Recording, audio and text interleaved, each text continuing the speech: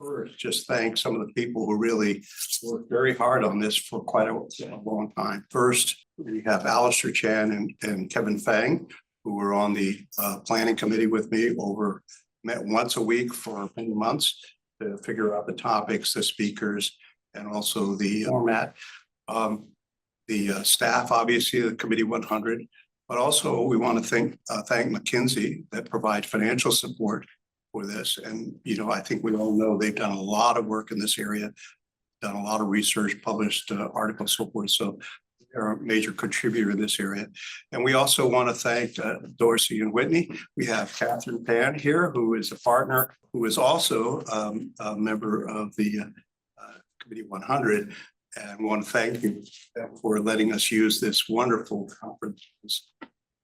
Now, by the way, what's interesting, the first time we decided to do this particular event, I'm very pleased to say that we had 45 people signed up for in-person, and that's 85% of the capacity of this conference center.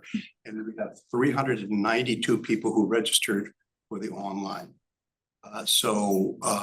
Now I am just going to briefly explain why this is a little different, but also the logistics for all of you, right? So this is different because this is not just a bunch of people getting up and giving speeches. There will be panelists, speakers, so forth.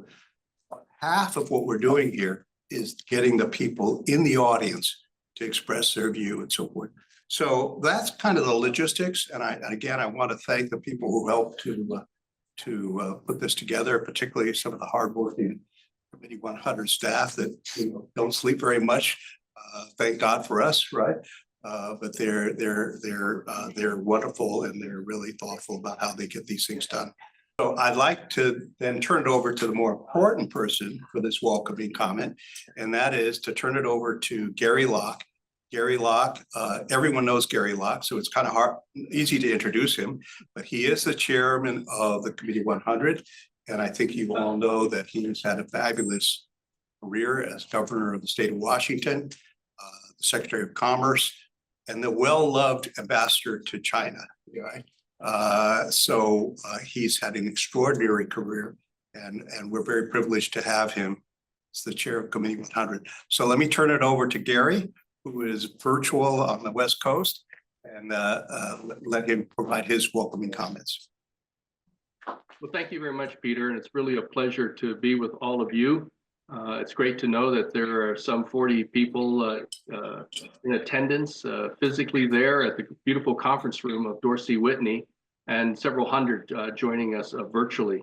I want to thank C100 staff for helping organize this, along with Peter Young, who has really led these career sealing seminars for more than a year. Also want to thank McKinsey for financial support, but also want to really acknowledge Dorsey Whitney, a law firm. You're seated there, and the technology is being provided by Dorsey Whitney. And of course, as Peter indicated, one of the senior partners at Dorsey Whitney is one of our C100 members, Catherine Pan, and she heads up the China practice.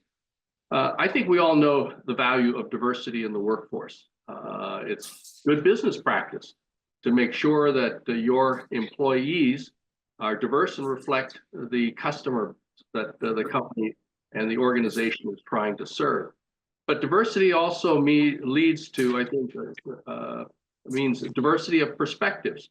And that leads to, I think, better decision making, especially among leadership ranks, and will benefit that organization. Having that very diverse perspectives and people coming from all different walks of life and different experiences and different cultures can only add to the value of the discussion and ultimately the decision making. How can we continue, however, to promote and strive for diversity in the workforce, given the limited or given the legal constraints of the past few years, but also the political climate that we're in? And that's why today's discussion is so very, very important. Again, I'm really pleased that there are so many people in attendance physically and also joining us virtually. And the idea that you'll be able to comment ask questions, and really engage during this conference is so critical, because we need to hear your perspectives as well, and your suggestions and your ideas on how we continue to promote diversity. So I want to thank you all again for joining us, and it's an honor for C100 to lead this discussion and have this topic. And I also want to thank Peter Young for the great job that he's done in helping to organize this. I know this is not part of the script, Peter, but since we're in the facilities of C1 of Dorsey Whitney, if you don't mind, I'd like to ask Catherine Pan to come up and just welcome the crowd and acknowledge that we're in the great facilities of Dorsey Whitney. Catherine? Thank you very much, Gary. I don't want to take up too much time from the program. I just want to extend a very warm welcome to everybody who's participating in this event, both online and in person. This is a wonderful event, and Committee of 100 and Nguyen and others have spent months and months to prepare for it. So I hope everyone will find it productive and helpful to you. Thank you. And thank you, thank you, McKinsey, for providing that great financial support. We could not put on this conference without your help and steadfast support with partnership with C100 all these years. Thank you very much. Let's start with our first panel on the future of DEI. Can it pivot? And I'm very, very privileged to have here a fireside chat with Nguyen, who is a Senior Vice President of Global Diversity and Talent Management at Citi. I've been pummeled not to say Citi something else. It's not the brand. I've been told 3 or 4 times, after you say Citi, stop, right? So I got it right this time, right? Okay. Yes. And as you'll see, she has a wonderful perspective on the issue. And we have a couple of questions so that we're going to go through. And this is going to be more a fireside chat. We're going to talk through some issues. The other thing I want to say, though, is before we turn to all of you, right, to comment. But what I'd like to do is start and take a few minutes and just sort of say, wait a minute, what is the definition of DEI versus ERG versus all this other stuff? And a little bit about the history, because I got to tell you, there's a lot of confusion about the issue of definition and so forth. So bear with me, I'm going to take a few minutes and just go through that. So, there's ERG, right? There's DEI, there's career cities, so forth. So what are some of the differences? Well, there really is a difference from a definitional point of view. ERGs are really sort of forums for employees who have a common identity. It could be gender, could be race, could be disability, but where they can create a community, internal community within an organization in order to support each other. And, and sometimes these groups provide financial support or whatever, but that's really the concept. DEI is somewhat different, and that's more driven, it's the organization is trying to accomplish a certain set of things along the diversity, equity, inclusion. Sometimes they have a DEI council. Sometimes it's just a set of programs that the company, sometimes the company organization has a DEI head or a staff, and sometimes not. So it's very important to make that distinction. And that's actually why we're going to focus a little more on DEI, because ERG is a little bit different, more like a employee support group. So, but what's the history? Why did DEI get started to begin with? DEI really took off after George Floyd, right? And there was alarm about what had happened. And a lot of companies and organizations said, we have to find some ways to try to address the kind of issues that came out of the George Floyd situation. Now, dialing forward a number of years now, there are good things have happened, and then there are difficult things have happened. And right now, the reason why we're talking about that is DEI is pretty much under attack from either a legal point of view or from a political point of view, from a business community. Some of it is maybe warranted because some of the companies didn't do such a great job of implementing DEI within their companies. But a lot of it is, this issue about woke and all these other things that are coming up. So this is a critical time for companies and organizations to try to figure out what version of DEI or a different version that they really want to follow.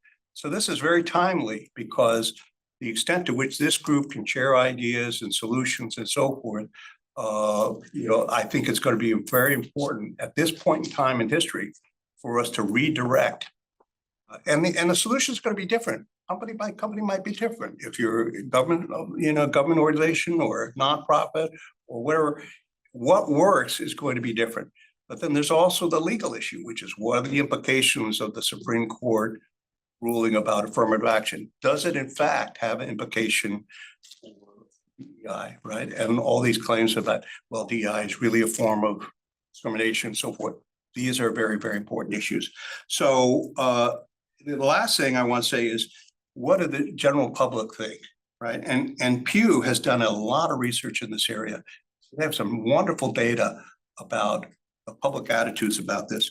So it's interesting, the majority of employed American adults, 56%, that focusing on increasing DEI at work is a good thing, right? And so that's a good thing, 56%, it's not 90%, it's not 20%. However, it's the opinions are all over the place. So if you survey Democrats, 78%, say that DEI at work is a good thing. Only 30% of Republicans. Now, I'm not trying to take a political side, but there are really some differences depending on what part of society that you have.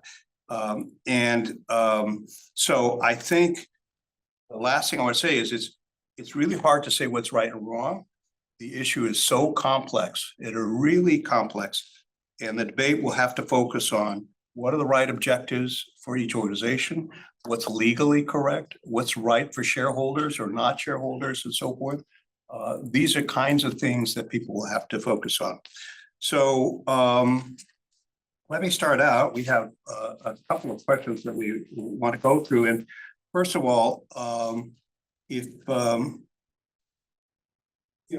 might be interesting if you first just say, what is the background? What does Citi do in the DEI? But also, how the hell did you get into it, right? How in your career, because you didn't spend your entire career focused on DEI, right? No, I didn't. First of all, let me thank you, Peter, for spearheading this. I think these and to our host today, I think it's so important for us as a community to gather and have these gatherings to talk about where Asian Americans are situated in this whole DEI saga, national saga.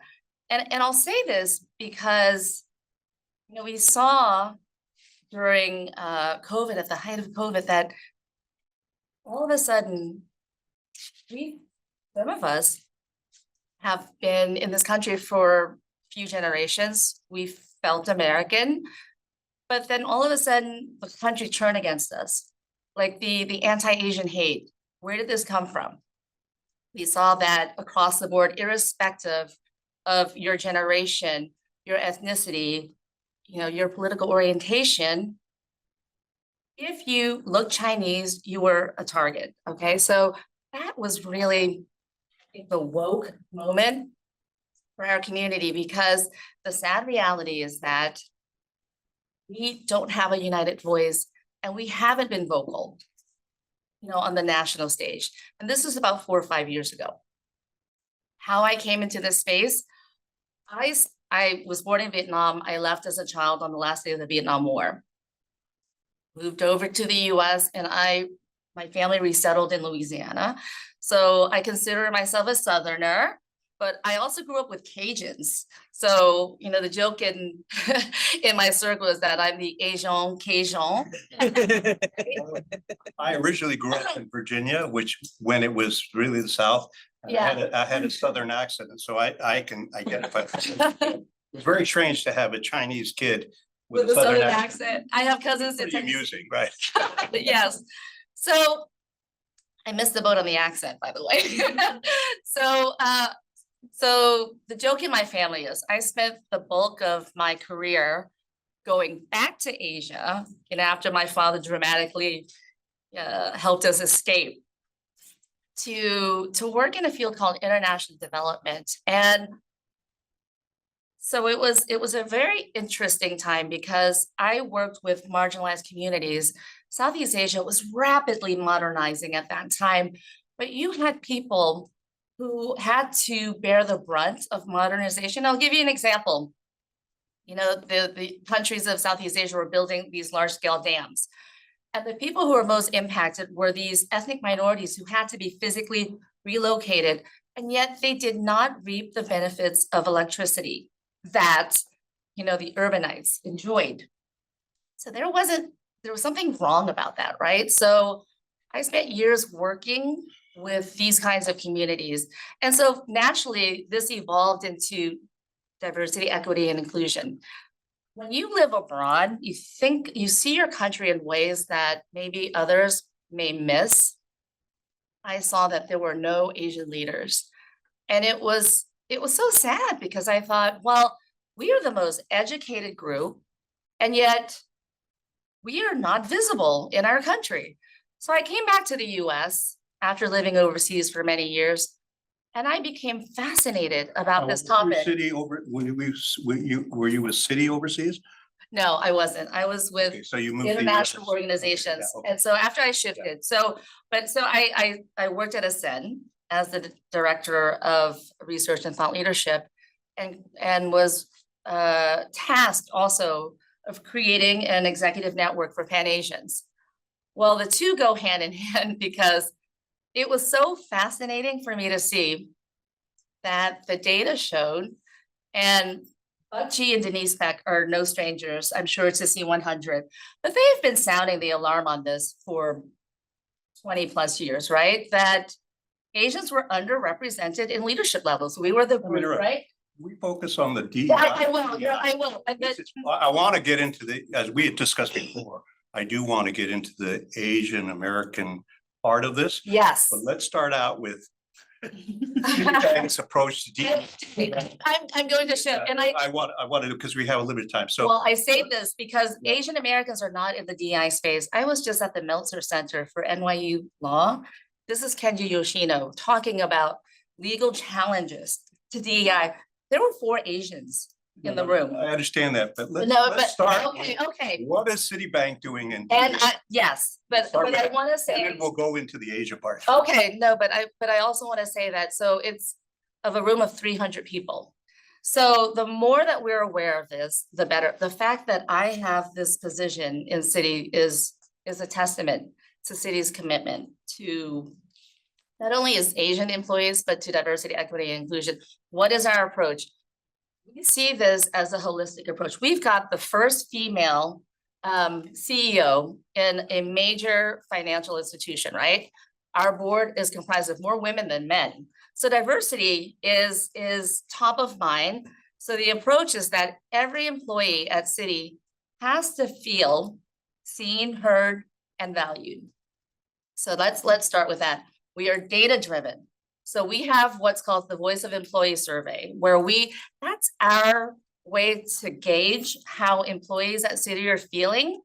And so given that, and given data analytics that we use to track recruitment, representation data, where we see a gap, we try to plug in those gaps with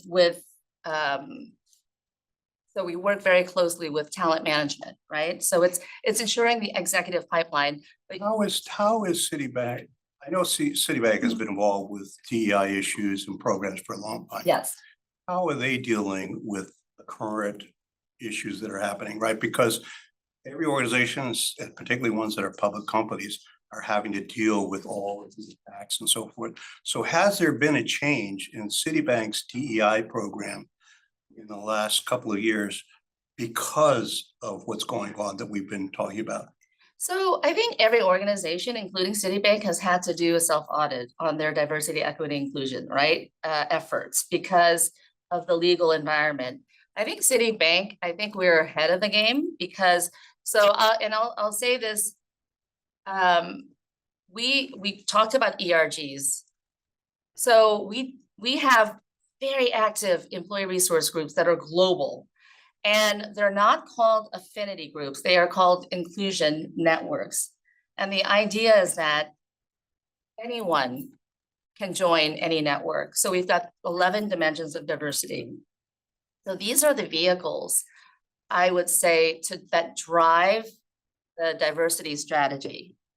And so they're not, like for instance, our Asian Heritage Network, we have thousands of members, and we're not just there to celebrate heritage, right? We are, like, it's important to celebrate Lunar New Year, Diwali, all these different celebrations that we're proud about. There's a huge educational component.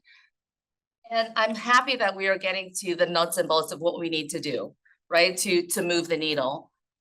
I think that there's a huge educational component, right? For usually when I'm in these meetings, we're in an echo chamber. We know what our issues are. We need to bring along more allies who aren't sensitized to some of the challenges that I would say the Asian workforce face, right? Yeah, So- DEI, it's an Asian American problem, but it's also a broader problem. And what I like to comment is that I think there are some nuances about being Asian American in DEI. There are some, I think the bigger issue of DEI in general, which also affects Asian American, is really a problem. So, I mean, one of the issues is how all these companies are trying to deal. Each one's trying to deal in a different way. And law firms, for example, are beating a big retreat because they're afraid of the legal liability, right? They're more sensitive about legal liability. So you see many law firms have literally stopped the DEI program together, right? Because they're afraid to be accused of, racism and so forth. So, this is a big problem for companies. And I think each one is trying to figure out what's the right solution for their company, for their organization. And that's going to be the big challenge. Now, I do think Asian Americans face a few nuances, right? I mean, the basic core problems facing DEI are true whether you're African American or a woman or a disability group or Asian American. But Asian Americans have some special issues because part of the problem is a lot of people don't think there's a problem, right? I can't tell you how many surveys say that, oh, I didn't think Asian Americans had a problem, right? And yet, if you look at the data, that's clearly the case. So we have some special issues related to Asian Americans as far as how they're viewed, and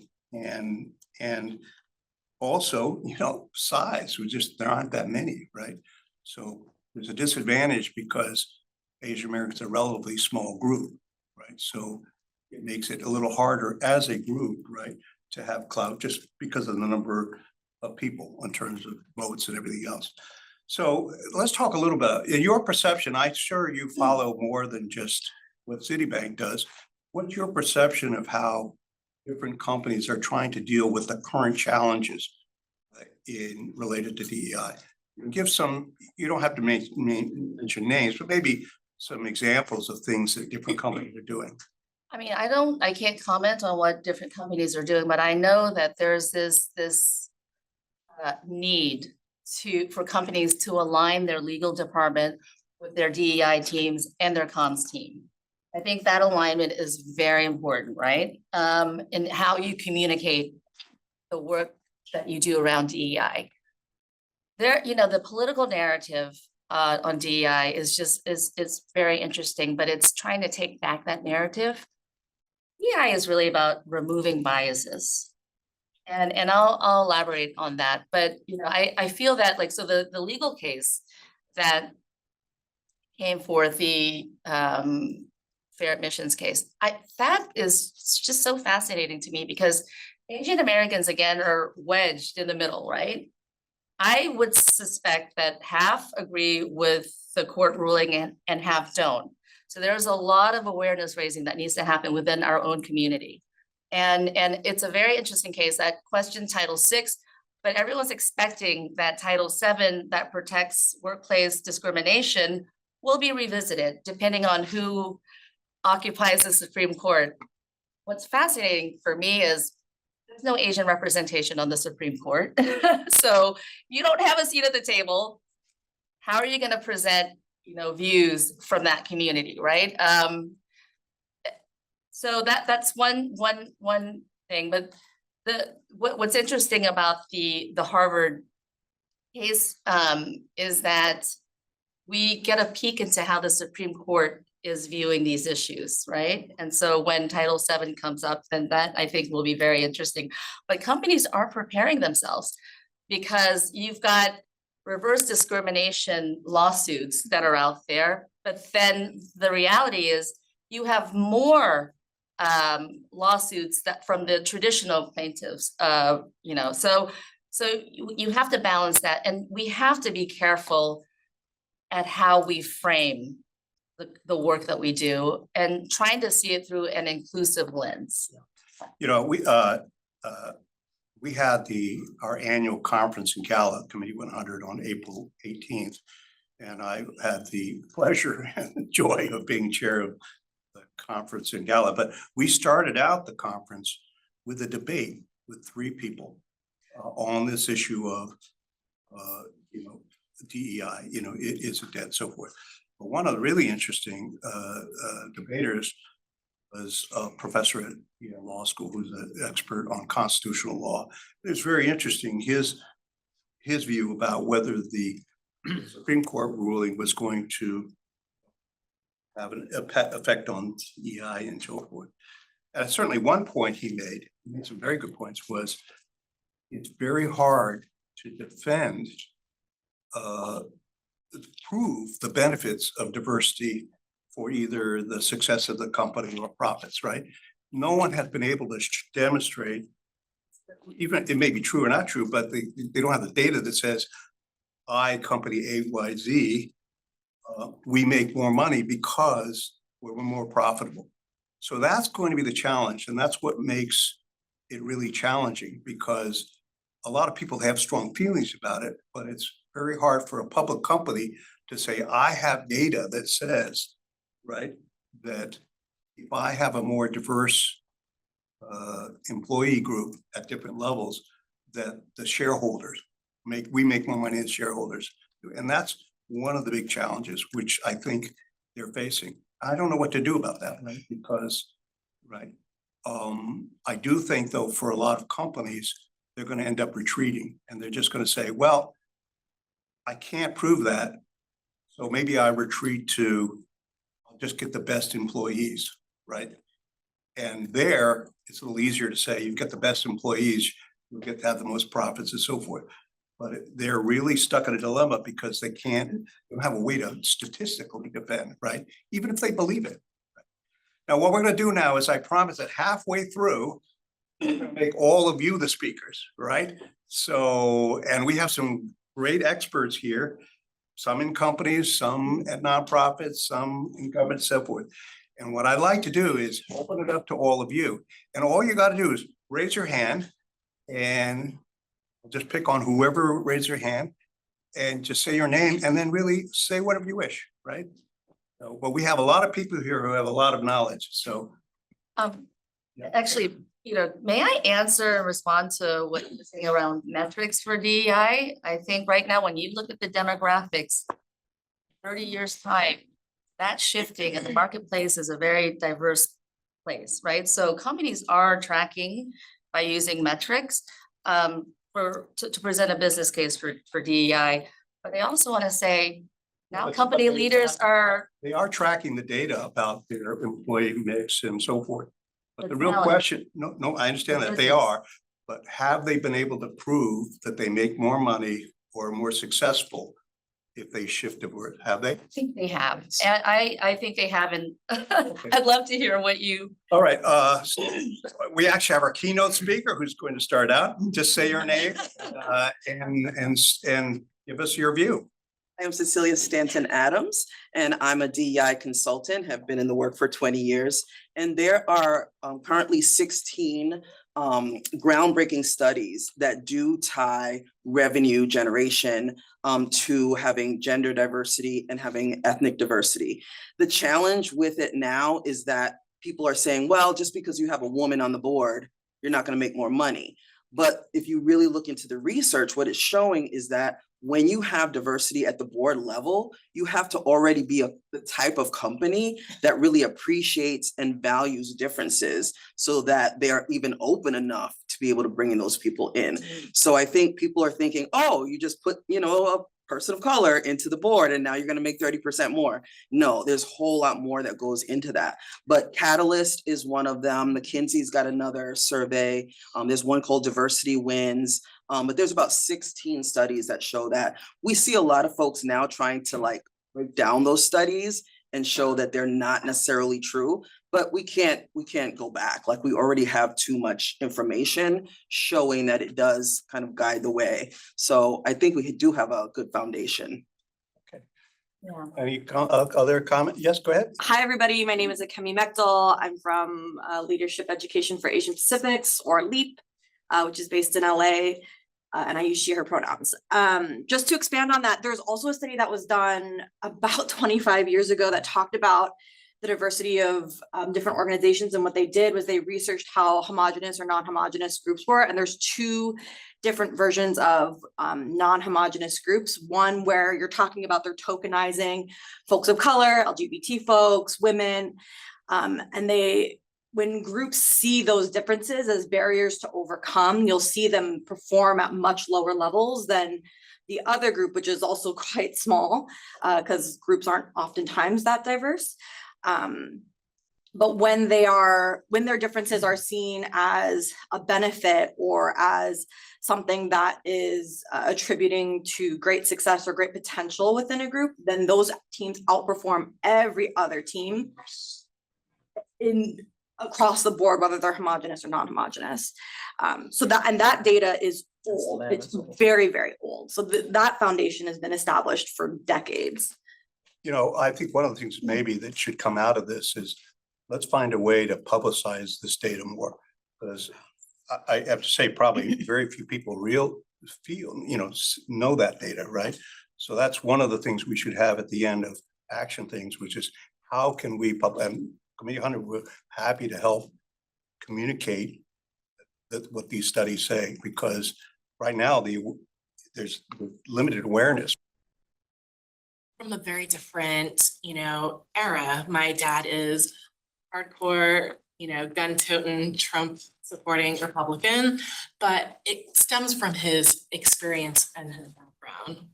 Versus, being an Asian American, someone who should think that, DEI should be good for you, it should help all of us. But that's not his, that's not his reality, not his reality and experience. A lot of your points, I think, are very important, and particularly one of the real challenges is how do you address the fact that you don't have a level playing field with the objectives, it creates a challenge, right? For a company who says, one of our things we want to do is to be able to create a level playing field. It clashes with what you can do, won't get into trouble, right? With regard to trying to create diversity and help people succeed. We have a lot of people here from different companies, different organizations.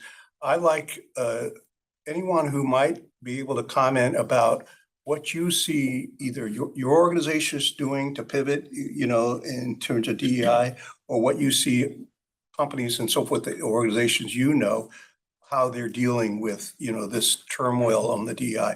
So can anyone maybe share either their own personal experience or observations? Alan, okay, by the way, we have a number of Committee 100 members here. So Alan is a member of Committee 100. And I'm a little bit late. Go ahead, Alan. So Stand up so we can all see you. Hi, so I'm the chief legal officer for JLL, we're a Fortune 200 company, and then my other responsibility in JLL is to be the executive sponsor of their BRG, their Asian American BRG. So I think we sometimes talk about these words, I think in generalities and without getting into specifics. And I'll give you an example, right? DEI, we all talk about diversity. I think for Asian Americans and Chinese Americans, it's a different issue per se, right? Because at the end of the day, the Black and brown issue in corporate America is that we don't have enough in the pipeline, period. The yellow issue, the Asian issue is that there's a perception there's a number of Asians in companies, just how they're not moving up in upper management. The issues that are both important, but they're a little different, and we can't just sit around and that gets lost in the translation, right? Because most companies, when they talk about DEI, are talk about the pipeline issues, which is very, very important. The Asian advancement issues completely get lost in the shuffle on that, and they are distinct in some ways, and has to be talked about separately. And why do you think the Asian American, they're lost, their voice is lost? What do you think the factors are compared to other groups? I think, like I said, I think it's a very, very important issue to talk about the fact that most corporate American, the way that we are as a society, don't have enough Black and brown in corporate America, period. So that's a issue that corporate America has to deal with and are trying to deal with. And the complexities of the world today, with polarization, all that stuff is real. So that's an absolute real issue that companies have to deal with. The fact that we get lost is because no one cares. Like, there is no, if a company doesn't have, you're gonna have boycotts out there of various companies, blah, blah, blah. If you have discrimination, blah, blah, on the Black and brown issue, you don't get that just because Asian Americans are not getting in the C-suite. What? Asian Americans are not getting into this. The question is why, right? Because we And- don't make enough of a stink. Exactly. Okay, now, I'm That's- gonna say, we had a prominent professor who presented his results at one of our events, and that's exactly what he said. He said, the problems for Asian Americans are not just societal. Part of it is ourselves and that don't speak up, right? But there's also a other real perception problem, right? The other problem is Exactly. that just because we're not getting the C-suite, does the world care? Does America care? Right? Because we're professionals who make good livings and things like that, right? Versus the problem of our Black and brown colleagues that are not getting opportunities, period, to go and work in corporate America. I'm not sitting there saying that our issue of not getting a C-suite or upper management is like the worst problem that we have to fix in the world. That's the problem that we are facing, though, right? I can give you stats upon stats. The law firm's a great example, right? In the legal profession, in the Am Law 100 law firms, about 13 to 15% Asian associates and less than 5% Asian partners. So in those let me address that, and I agree. I think the communications piece, and this is something that I hadn't covered earlier. It's so key because of our culture, there are two ways of looking at this. It's how you show up in the workplace, right? If you're raised in a culture that respects hierarchy and authority, and your mindset is wired to believe that you can only speak when spoken to, especially when it's with a figure of authority, then you're gonna hesitate. So that really impacts self-advocacy. And in the corporate workplace, if you are not speaking up when the opportunity arises, or self-advocating or creating with your manager a roadmap for how you want to succeed. Sometimes we're just too polite. And even if you've done everything right, there's this other side where it's the stereotypes, right? You're the model minority. The model minority myth has us believe that we're all successful and not in need of DEI support or any support, right? But we know that that's not true. I think every group has its own challenges. And the data, to Alan's point, shows that for Asians, it's a leadership issue, right? The representation is large at the entry level, but they get narrower and smaller as you go up the chain. So how do we address that? And this is where, I know that for Citi, we build accountability, and I'd like to mention our best practice. Every member of Jane Fraser's leadership team has to be a co-lead of the dimension of diversity at Citi. So for instance, we have Shamir Khalik and Ida Liu.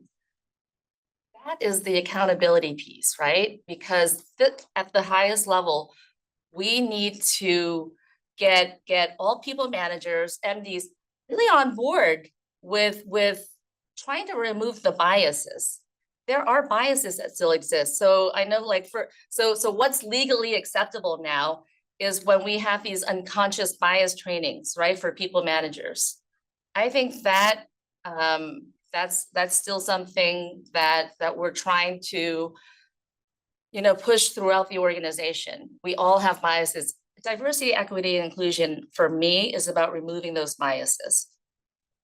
Well, one of the things we'll be getting into the Asian American, the career ceilings problem at 1 o'clock, which, overlaps, right, obviously with the DEI, but it has its own distinctive things. But I will cite the research by Professor Jackson Liu at MIT. We featured him very recently in a webcast, one of our webcasts, and he did a study of graduates of MBAs and looked at the data and showed that the Asian Americans make less money than non-Asian Americans. And the primary factor was essentially what a number of people say here, which was we're just not aggressive. And so we don't speak up. So that's one of a number of issues, but that's certainly one of the variables. Anyone else would like to comment about what companies are doing to deal with this DEI issue or what you think they should be doing? We don't speak up and we don't take risks. Anyone? Go ahead. Stand up and say your name. We have a situation that I want to pick up the brain of the people in the room because we have a lot of expertise and knowledge here. So for a long time, we had a summer internship program that is open to diverse and underprivileged children in New York City in 5 boroughs to apply for. So basically, high school graduates waiting for their freshman years in college, and then the junior college students. But about a year ago, attorney generals from 20+ states sent corporate America, including law firms, letters warning us that such programs are illegal now because of the Supreme Court case. So we don't think it's illegal, but we're doing this to help people. We don't want to be sued, even though we're a law firm, right? Our business is to help other people, not to help ourselves, to defend ourselves. It's very distracting to our business. So I wonder if others in the room have encountered a similar situation, and how did you deal with that? You want to answer Catherine Pan's question? Anyone have any suggestions or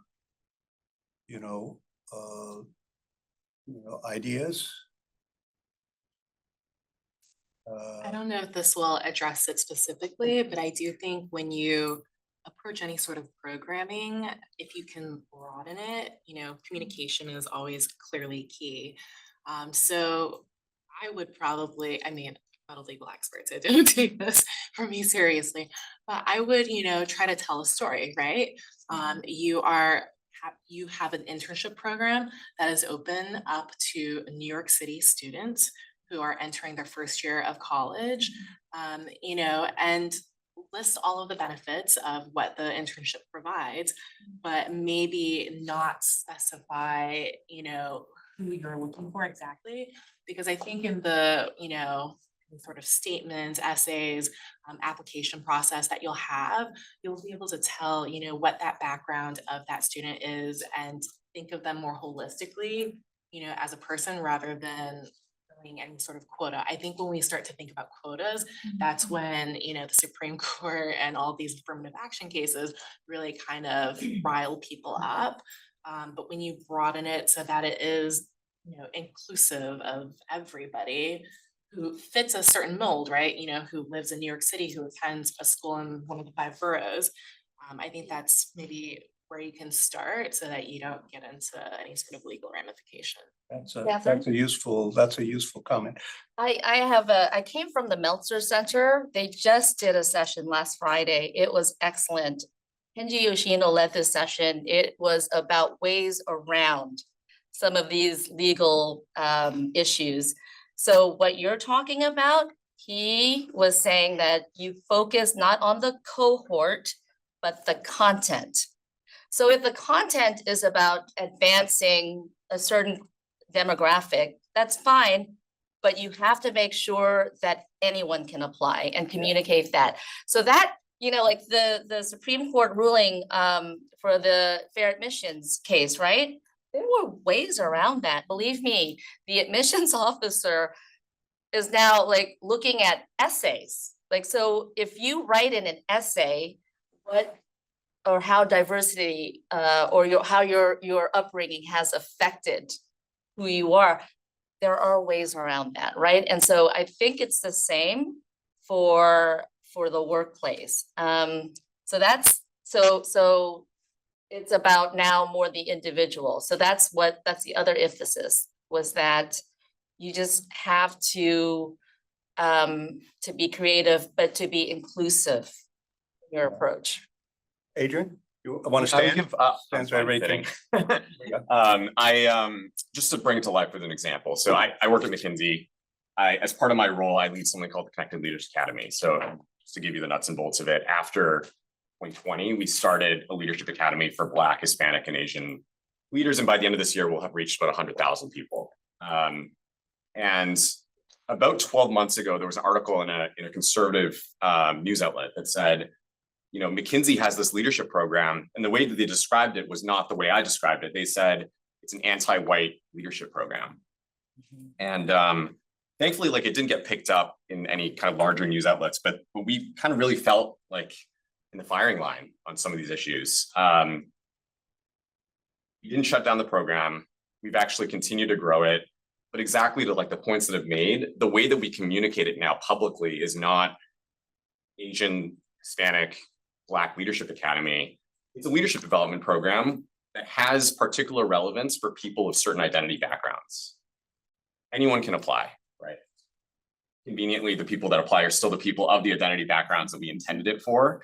But I think it ends up being a little bit of how do we navigate the legal constraints that we're operating under while still remaining true to, I think, what we're trying to achieve as part of what we're trying to do, right? And I think, you know, this may be a moment that will pass. I think, you know, our legal team constantly tracking, like, what can we do? What can we say? We recently launched another program that's, you know, broader. It's about inclusivity across an organization, regardless of identity group. So we've now, you know, taken an even broader lens. But anyway, that's just as people were talking through it, I would say it's something that we've certainly felt, right, as we've been thinking about the organization. Hi, I'm Max from Blue Out. And in this leadership academy, so like we have like a internal mentorship program within our year. Like, what differences would you say are in your leadership academy versus like a mentorship program if we wanted to implement something like that?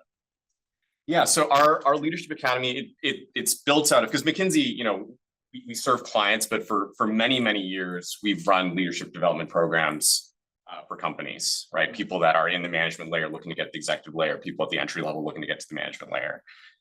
What changed in 2020 was recognizing that some of those programs could be tailored to be more applicable based on the unique challenges. We talked a lot about the ones that are relevant for our community.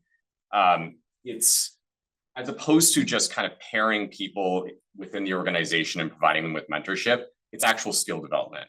So for our, you know, management layer program, the management accelerator, we focus on things like, how do you build a personal brand for yourself in an organization? How do you find mentors? What's the difference between mentorship, sponsorship, advocacy? For executive program, we talk a lot about storytelling. One thing we found in our research are the people that are exceptional storytellers are often the ones that make it to the highest echelons of their organization. So we know that's a skill, right, that people need. And then for our entry level, we do a lot of kind of the core business skills around strategy, around breaking down a problem, around presentation. Like, so it's very focused on taking people through a curriculum both are important, right? You need that, and you also need the people in your network, to your point on mentorship. Anda? I just want to add what this gentleman said, and not, your point is very Yeah. important. But as some of you know, I host a women's gala every year. And so anecdotal evidence from 300 women every year. By the way, Feedback. if you ever attend, they're fabulous. And if you haven't gone to one, you must go. I didn't pay him to say that. So the what I hear back very frequently is that women want to be promoted, want to advance, but women, generally speaking, are very studious, very dedicated, very loyal, but they don't speak up as much. And when they find, again, this is not, I'm not trying to be racist, but when the Indians get promoted into boards, they say, how is it that I'm just as capable as the other Indians and that the Indians get ahead? And I'm only pointing that out, this anecdotal stories. And the main difference, as this gentleman pointed out, sorry, I forget your name, is that Alan, is that Asians, many of them, although Indians are also Asians, are not trained to speak up. So my recommendation is that we have it's wonderful what you're doing, Peter, is that you start a program, some kind of training program. Great. How do you speak up without losing yourself, without being embarrassed, without feeling fear?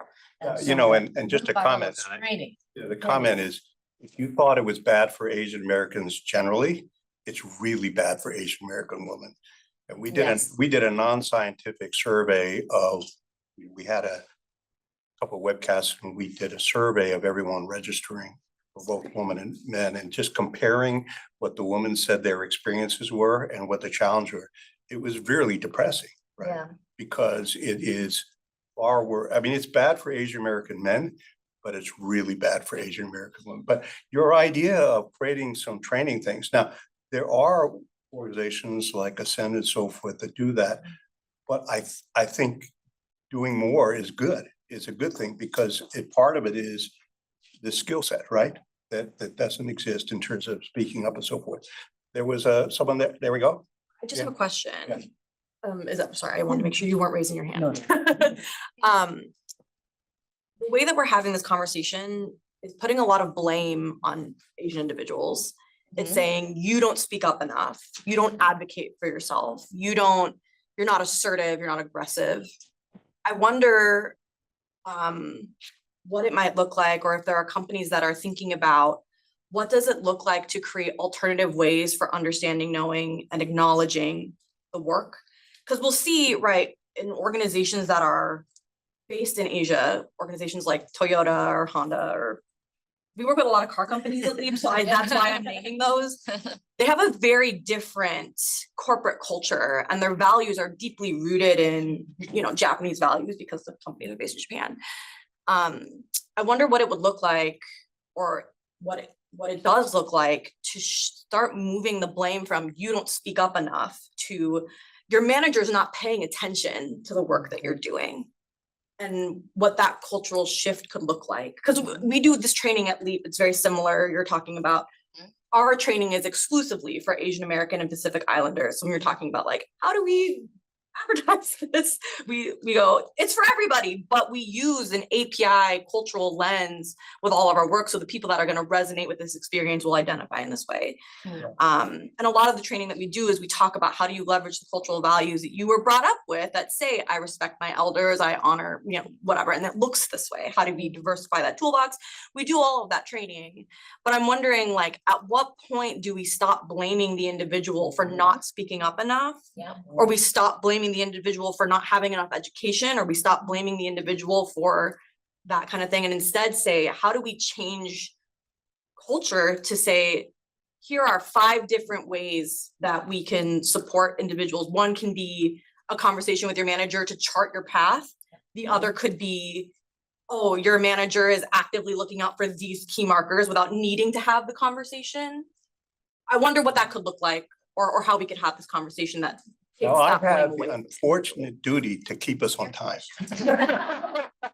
By the way, this is wonderful. I hope you feel the same way. And just hearing what all of you are saying is fantastic. Welcome back, everyone. It is my pleasure to moderate this fireside chat with our keynote speaker. We had a chance to talk by phone, and I got to tell you, low energy would not be the phrase that anyone would apply to you. I'm not going to go through her bio because I think you suffered the invitation. But what I think is really unique about Cecilia is that she's seen both sides. In other words, she had a very important DEI in companies, and then went to the dark side, right? To give advice and training a number of years ago. So I think she has a unique perspective on what it looks like on both sides, but also on the question, how do you solve the problem? What are the kinds of things you can do to solve the problem? But I think it's worthwhile maybe to start out and just give me a little bit about your personal history, because it's fascinating, and sort of how you start out and then how you ended up where you are now. Oh, awesome, definitely. All right, so I was born and raised in New York City, actually right in Manhattan on 91st and Central Park West. My parents still live there today in a 3-story walk up. I don't know how they do it every day, those steps. But anyway, they're both from Honduras, both of my parents. And so they came to this country, my mom, when she was 5. So she came with her mom, my grandmother. And my father came in his 20s. He had already been married and had children. So he brought his family over little by little. My parents met in Macy's in the lunchroom, as my dad used to fill the machines, the vending machines, and my mom was one of the clerks. So they had to come all the way from Honduras to New York City to meet in Macy's, which is amazing. So you have a special place in your heart for Macy's? Right. That's right. That's right. The secret is whenever she has a birthday, she goes to Macy's. That's right. That's right. That's my prize. So both my parents already, had families, had gotten divorced before they married each other. So we were a blended family. So I was child number 10. So part of my job was standing out. Like I had to figure out how to stand out, which is probably why I'm so much energy today. And, we're a very multiracial family. So in my family, my dad is very, very dark, much darker than myself. And then my mom is very, very fair skinned. And so growing up as a little girl, you kind of see all these colors and you feel this is the way the world is, right? And everybody is equal and you don't treat anyone differently just because of how they look. Once I got out into the world, that really wasn't the experience that I had. And one of the first experiences I remember was walking down the street with my sister, who was very fair skinned. And one of her friends came up and said, "Who's this little girl?" She says, "That's my sister." She says, "That can't be your sister. She's Black." And from then on, that became instilled in me, that there was something about being Black that wasn't necessarily good. And it made me different from my family. And it was probably one of the first foundational pieces that happened that set me on this quest to try to understand diversity, equity, and inclusion. When I was 16, I came out as a lesbian, which further distanced me from my parents' culture and traditions. And so I left home at 16 in New York City, which was very challenging for a young girl, lots to kind of overcome. And so little by little, I started to work myself into being able to get ready to go to college because none of my family had gone to college. So I went to Bloomfield College. I was the first in my family to get my undergraduate degree.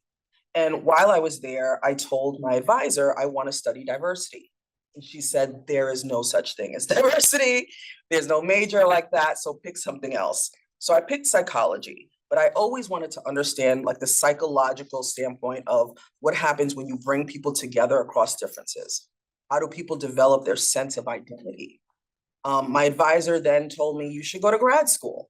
And so I went to Lehigh University, a very prestigious school in Bethlehem, Pennsylvania.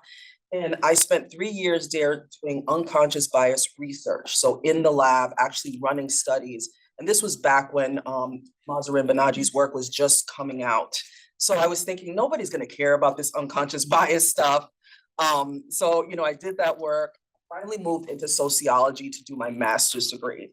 And that's when I really started to study, how do you bring people together across differences when they're in an organization? And so all of those things kind of, again, built on each other. So I started to begin to build a framework in my mind around what the challenges are around diversity, equity, and inclusion. And for me, it was about building bridges. So I first got a chance to do that at Lehigh University when they noticed that a lot of the students that were coming in that were either from multicultural backgrounds or from low socioeconomic statuses, that they would struggle and they would often drop out after the first or second year. So we created a program to, and many of you shared some of your programs, so very similar, right? Really trying to cast a broad net, but really trying to target those folks that we know needed that extra support. So building that program actually helped to increase retention of those students by 30%. And that blew me away. It showed me that it is possible to build bridges and that you can have that retention. And so that's what I set out to do in my career. And that's when DEI positions started coming up. This was about 20 years ago. And I worked at several different places. And about 10 years in, I realized that you could only go so far in an organization when it comes to diversity, right? They'll let you do the cultural awareness training, the unconscious bias. When you start pushing for the change, the true systemic change, that's when they kind of cut you off. And I found myself hitting that ceiling time after time and then leaving and deciding to go to somewhere else where I could do more work. So after 10 years, I realized I need to really be able to do this on my own. So I started my own side consulting business with my wife. And that's been in place for a little over 10 years. And we've worked with over 100 different brands. We work with government agencies, educational institutions, corporations, and nonprofits. And the beauty of this work is that there's so much to learn, and it's very fascinating and it's constantly changing. But also,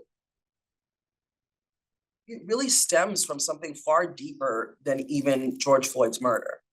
Like if you think back to the 70s when we had the civil rights movement, right? And a lot of, we hear about Martin Luther King and all of that, but, the Asian American movement really started in the 1970s as well. And there were many people really working to advocate for equality in the workplace for the Asian community. And so Doris Koo was actually the first executive director of the Asian American for Equity group that was established here in New York City.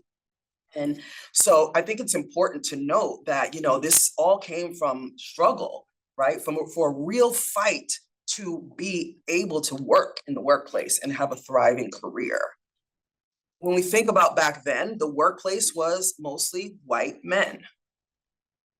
And so as new people were coming in because of laws that were being changed that said they couldn't keep us out, right? We were coming in, but that created a lot of challenge because the folks that were there already, they want the status quo.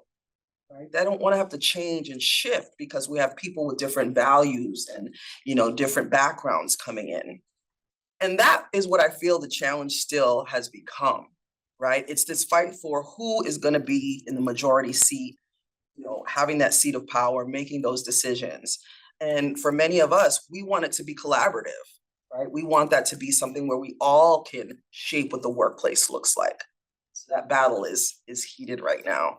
One other thing that I'll say is that, from working with so many different groups of color, I think, yes, to the point that was made earlier, there are very distinct challenges for each cultural group. And even within, right? So if you think within the Asian community, how many different cultural groups there are, right? You can't just talk about it as a monolith. And so when we start to really understand that, we start to realize there are actually a lot more commonalities than we think. And that our greatest work can be working collaboratively. Someone mentioned the model minority earlier. Many don't really realize that the whole concept of the model minority was also built to create a friction between the Black community and the Asian community.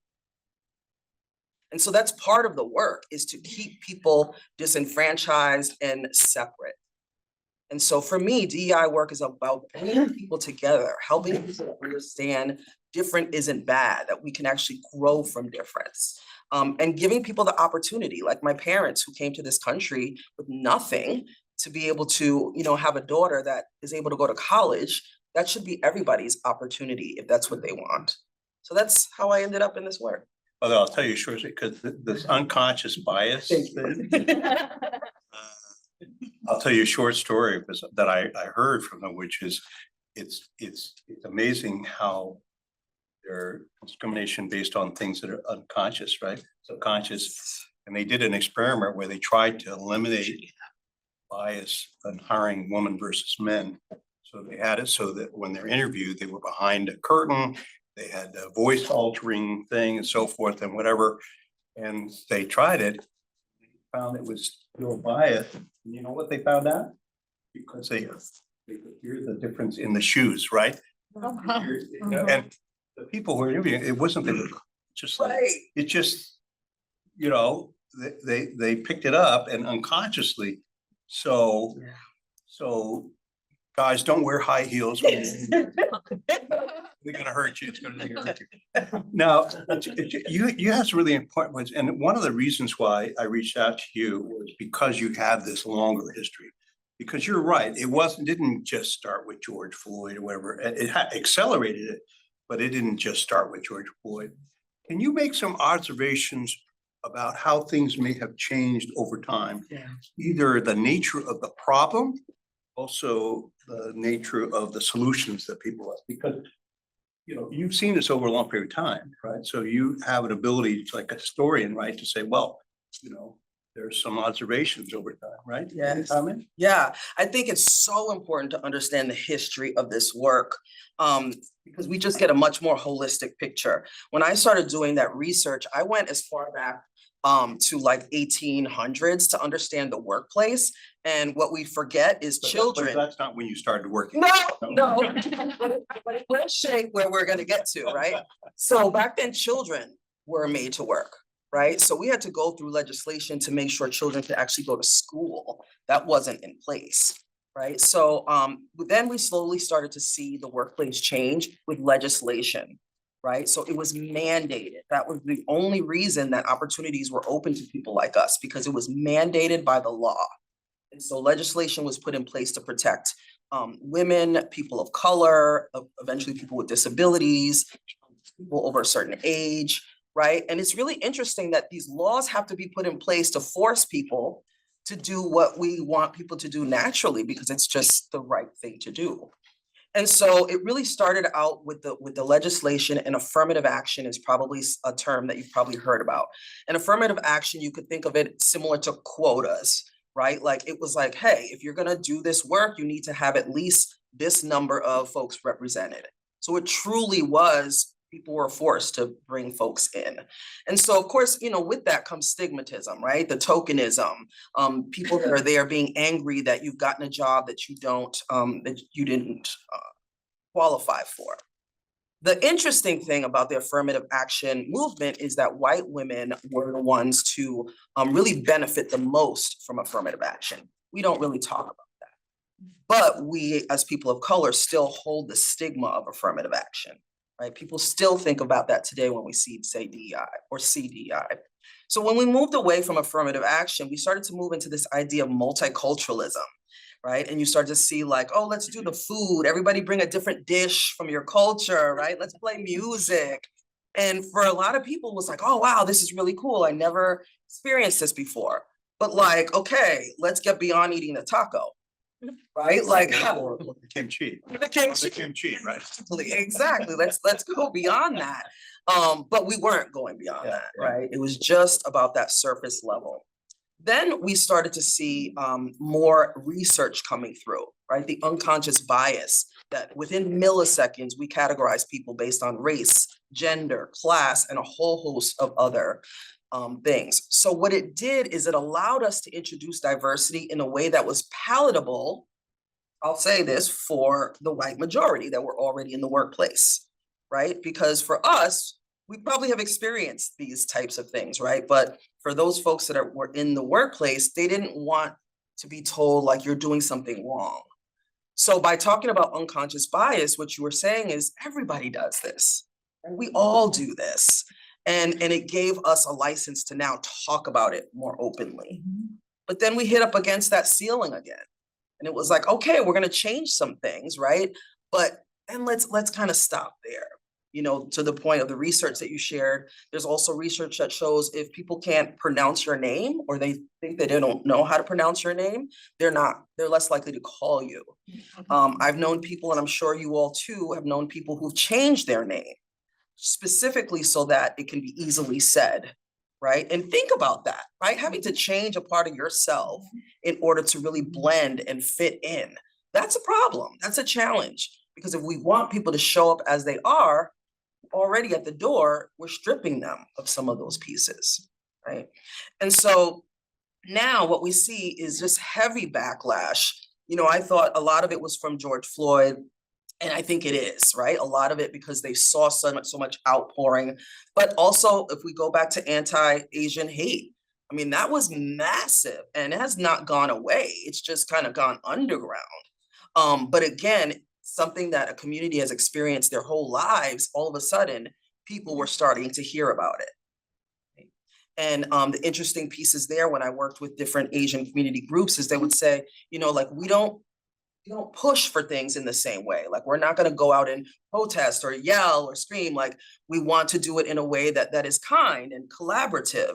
And sometimes that doesn't always help if you've got pushy people that are like, no, we're not listening to you. The squeaky wheel. Exactly. Issue. Now, it's very interesting. So, by the way, that's a wonderful history, and it's actually a lovely way of thinking how things have evolved. From a specific DEI point of view, you've had the privilege of seeing what people have done over time. Yeah. What are the things that appear to have worked, at least historically? Now, and we'll talk about the future, right, in a minute. And what are the kinds of things that were well-intentioned but didn't work? And you've seen across many companies and you advise them, so you have a unique perspective to answer this question. Yes. Yeah, I think we've done a great job of creating entry points. Right? So if we go back far enough, none of us was in that room, right? We were not in that room. We weren't in the workplace. So now we are in the workplace. The challenge is we are segregated in the workplace, right? So if I look at most organizations, you know, large organizations, their Black employees are oftentimes concentrated in the call centers, right? In the lowest levels of work. Asian folks are sometimes concentrated in like IT areas, right? So it's like you're relegated to these certain spots. It's okay for you to be in those areas, but as soon as you start, like, I want to be a partner, right? At a law firm. Okay, now that's something a little different. That's where we're still having the challenge, is for people to see us as equals in those higher level places. And I think we're all working towards that now, and we're not going to let up. And if, you know, we start to see more of the anti-DEI, which we will, we're not going away. And we're not going to say, okay, well, we're just not going to have opportunity anymore. No, we're going to find new and different ways, just like in the past when they changed affirmative action, we called it diversity. Then after that, we called it diversity and inclusion. Then after that, we call it diversity, equity, and inclusion. Now they're adding the belonging word. Call it what you will. We will continue to fight for equality and equity, as I know, as long as I'm alive, that's going to be my work. And I know for many of you, it is as well. Yeah, you know, I want to leave some time at the end for questions from the audience. So we have about 10 minutes, but my last question, or maybe the last question, is this. What do you see as the path going forward that will preserve some of the goals that were intended for DEI, but still be acceptable either from a societal point of view or a legal point of view, whatever? And that's the tricky part of today, right? Yes. The tricky part of today is you don't have the full license to do whatever you want. There are all these pressures and constraints. So, you know, what do you think is the path going forward that would preserve kind of the goals of DEI that people have, but still pass, you know, muster, right? Yes. So I think the biggest change that I've made in more recent years that I think has really been successful is really leaning into meeting people where they're at. So at this point in my career, I've got so many frameworks that help me to understand that getting diversity isn't like you're woke or you're not woke. Right? Nobody's born knowing all cultures. You may know your own cultural experience, but not all of the others. And so one framework that I love is the intercultural development continuum. And it says that there are 5 stages to acceptance. Denial, when I don't see culture at all, right? Polarization, that's us versus them, right? I see you as different from me. Minimization is when I minimize the differences. Oh, we're all the same underneath, right? We all bleed red blood. It minimizes the differences. Then we have acceptance, which is now I accept that there are similarities, but there are also true differences that matter. And adaptation is when you're in the space where you can actually act based on that knowledge. Not everybody's going to be in adaptation, right? And so if I'm meeting someone and I hear clearly they're in denial, I'm not going to pummel them with data about, the prison complex system, because it's going to shut them down. If they're in polarization, again, I'm not gonna pummel them with data around the prison complex. I'm not gonna do that because it's gonna shut them down.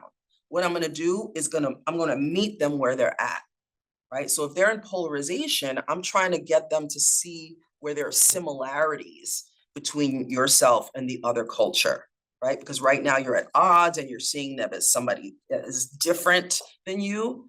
Trying to get them to really see those similarities is the best strategy that I can use to move that person along. Really applying that framework has helped me a lot. Number one, in my own frustration and impatience, because you can get really angry and impatient at times.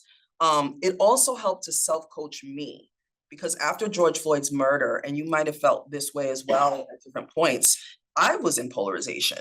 I felt like I only want to be around people like me, right? I want to be around people of color that get it, that understand this challenge. And I'm afraid of really integrating with people that are not like me because I don't know who's safe and who's not. So the other piece of it is being in polarization is not a bad thing. It is a human place that we go when we don't feel safe. And we don't feel safe, we're in our cocoon, but sometimes we lash out, right? We might fight back. And that's what we see happening right now, right? There's a lot of fear and misunderstanding about what diversity means. And so there's a fight that we're hearing and seeing. And there's tremendous amount of polarization well beyond this issue, which is not helping, right? No. It's creating an environment of strife and polarization and so forth. I'm gonna buy my rule because actually you're really good at answering questions quickly, so I can squeeze one more thing. Yes, in this audience, the people who are online are the general audience, but they may be running DEI somewhere or whatever, but they're a broad audience. But the people in this room in generally are people who either senior officers of nonprofits or they're involved in DEI in their company and so forth. So they have a unique thing. It's not an issue that they're just kind of interested in what's going on, but they've had to deal with it because they're in charge or they're part of the group in charge. What advice would you give them? Because you're in the business of helping people figure out how to do it right organizationally. What pieces of advice would you give them in terms that they could carry revenue? That's great. I'll try to implement that. Yes.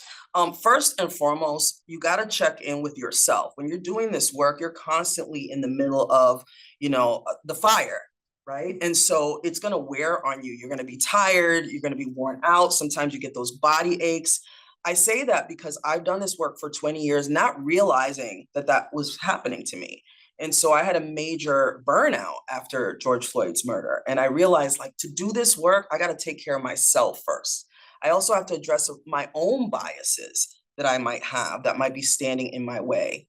Because if you're modeling the work, it's easier to show other people what you're wanting them to do, right? So before you're trying to tell them to do anything, make sure that you're embodying that and you're really modeling the behavior. Meeting people where they're at, having those conversations and not getting into the debate, but more of the dialogue. And to the first speaker, I totally agree.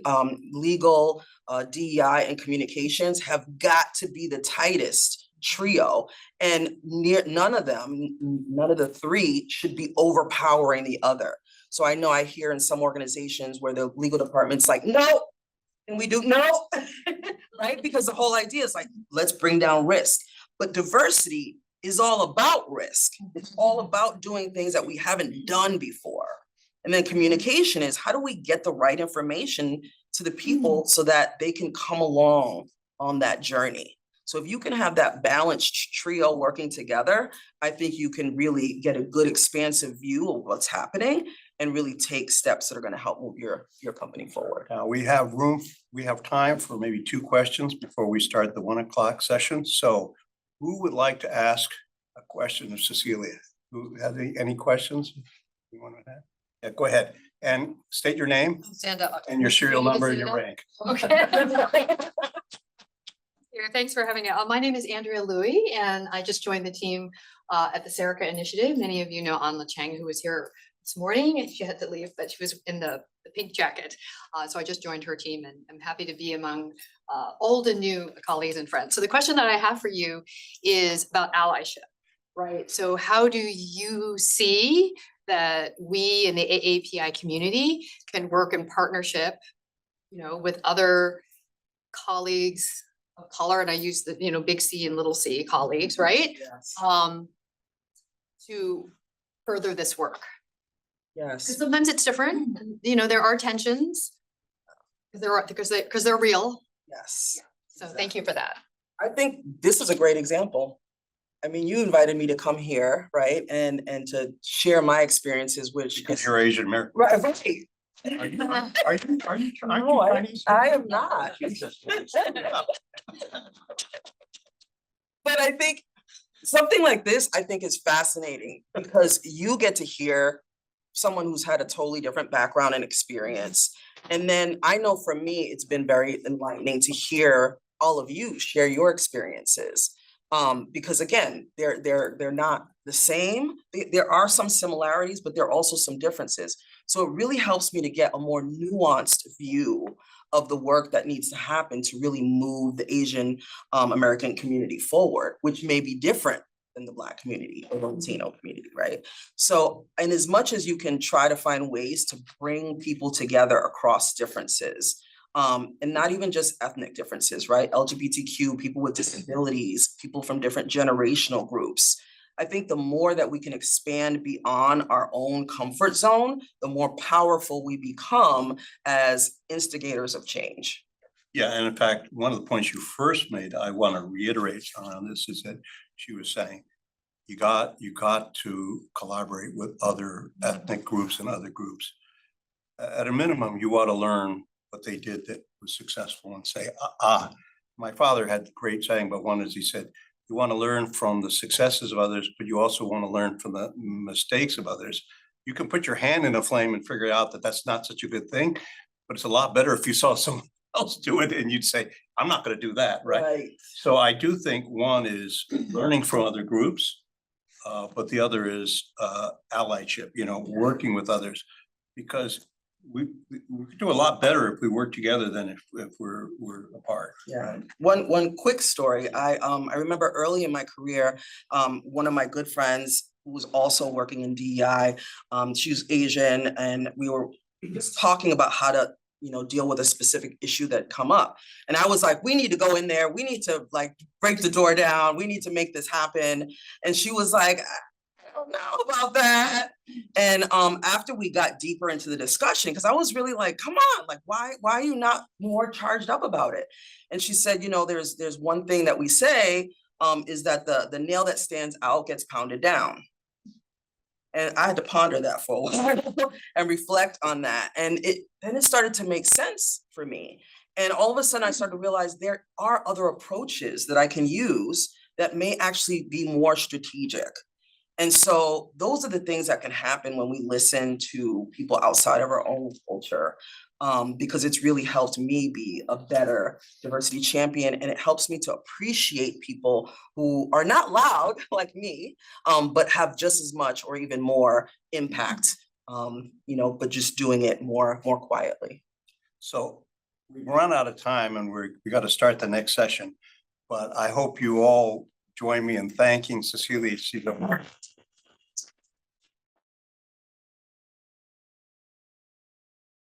This next session is, we're calling a town hall discussion. We really mean it. In other words, although we'll spend the first part of the time of a fireside chat with Frank Wu and Adrian Kwok, we really want to continue what has been great, which is having a discussion amongst all of us, right? The topic is breaking through career ceilings, choices and solutions. We have 2 very good people are part of this. Adrian is at McKinsey. McKinsey's done a lot of work. He's part of the DEI group and the Asian DEI groups, so he can share that perspective. Frank Wu has been a good friend for a long time. He's a Committee of 100 member. He has a long history of research and writing and speeches on this topic. And he's living the dream, being the president of Queens College, right? Where it's every day is an easy day, right, Frank? You know, That's no right. problems, no complaints, so easy to raise money, right, Frank? But he's a Committee 100 member, and he also was previously chair. So I think he just loves to be in dangerous roles, right, Frank? Yeah. So with that, what I'd like to do is we have a couple questions. So we're going to spend the first part, and I'm going to lead Frank and Adrian through a couple of questions. And then we're going to open it up to the audience really to have a conversation.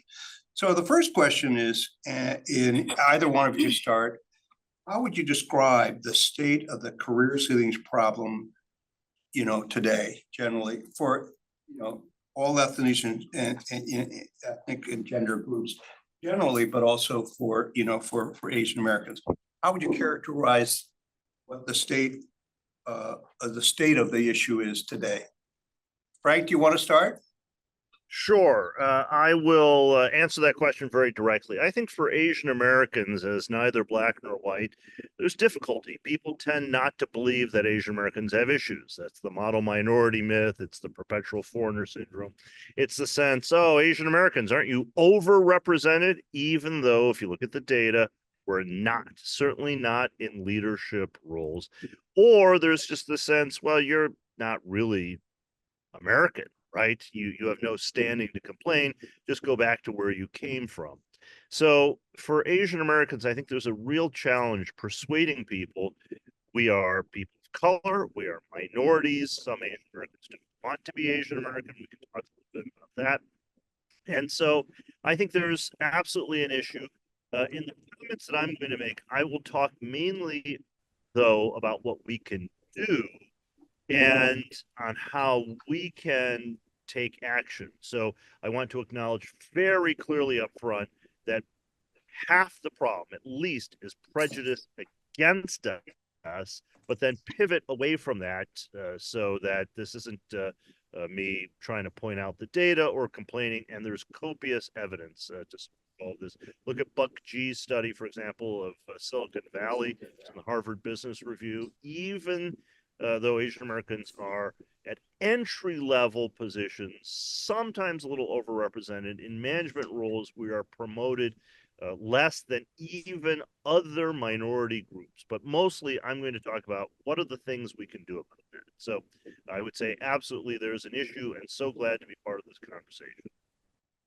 Yeah, and it's really sad because some questions you say, how could it possibly be a problem, right? Like technology. Everyone thinks of Asian Americans really being good at science and technology. And sadly, the data shows that in the ones that you would have expected Asian Americans to do well, in fact, it's just as bad.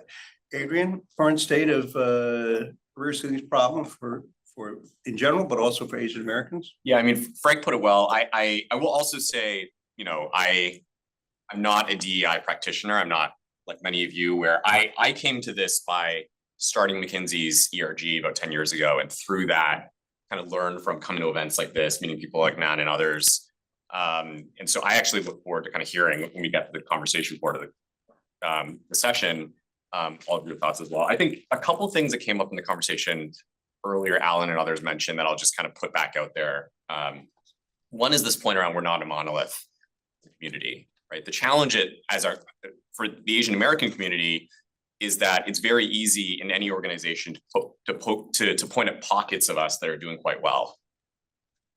McKinsey's banking practice in New York, for instance, we have a ton of South Asian men that are in leadership positions. I remember, 8 years ago having a conversation with someone who said, do we really need an Asian ERG? There's so many Asian people that are on my leadership committees, right, at McKinsey.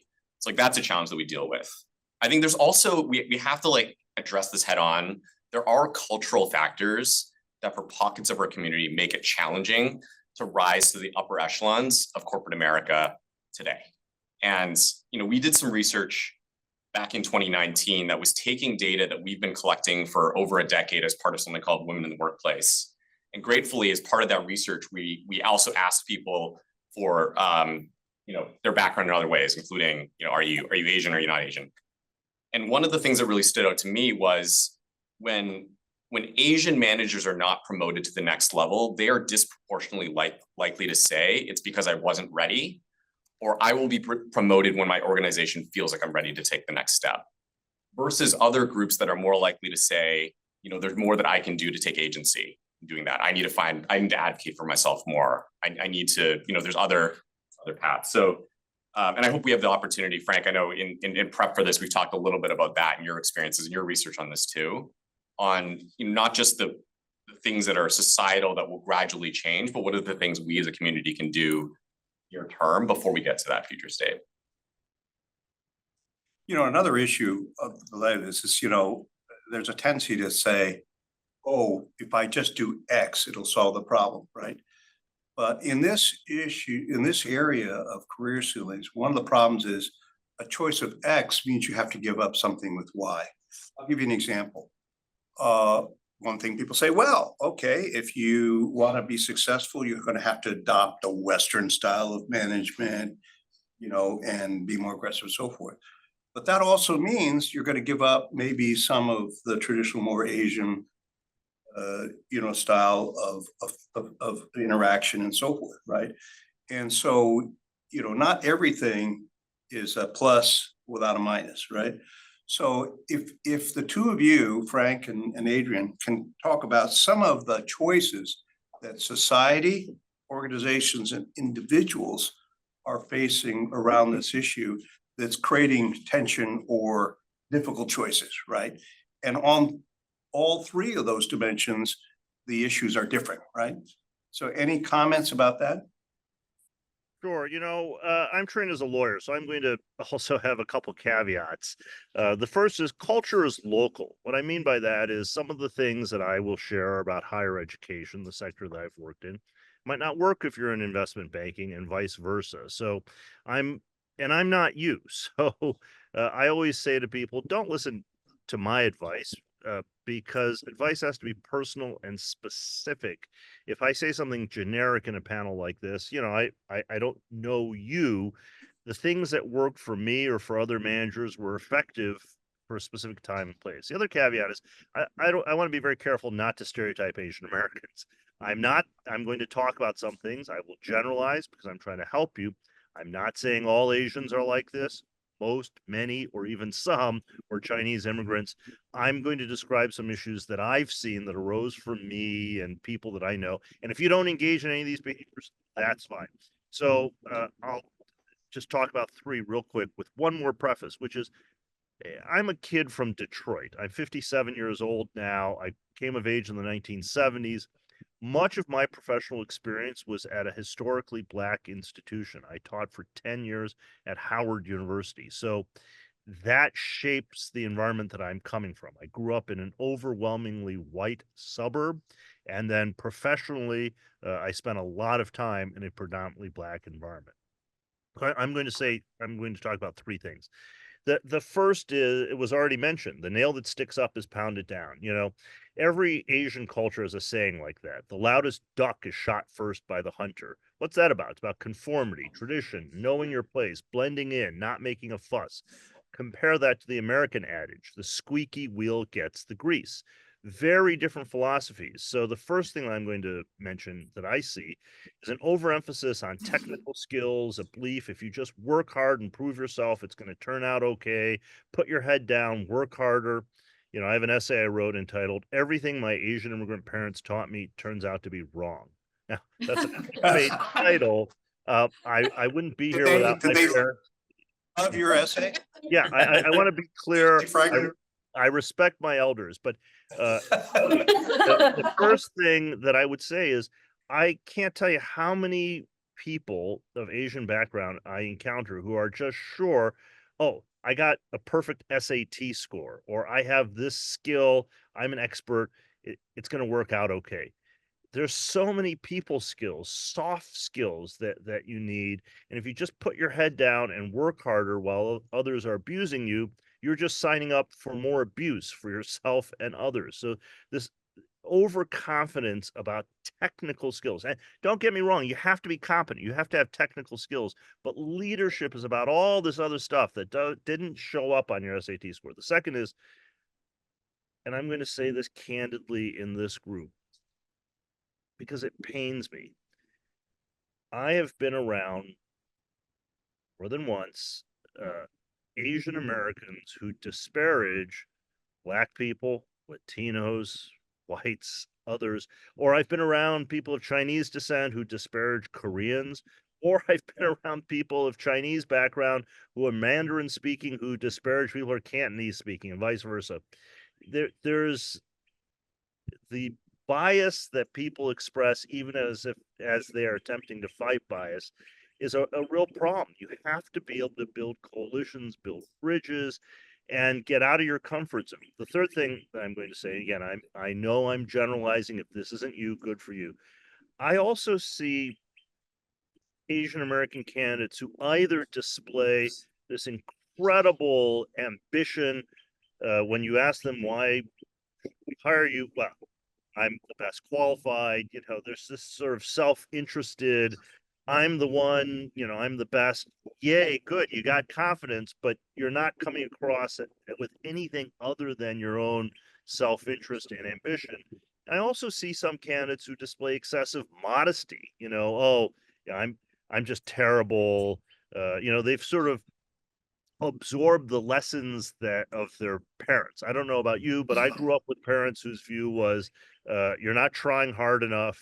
I never got positive feedback that it didn't exist, and so I'm just shocked at the workplace sometimes to encounter positive feedback. So there are some approaches. So those are the three things I would say: overemphasis on technical skills, disparagement of others, including in particular other people of color, which is really problematic.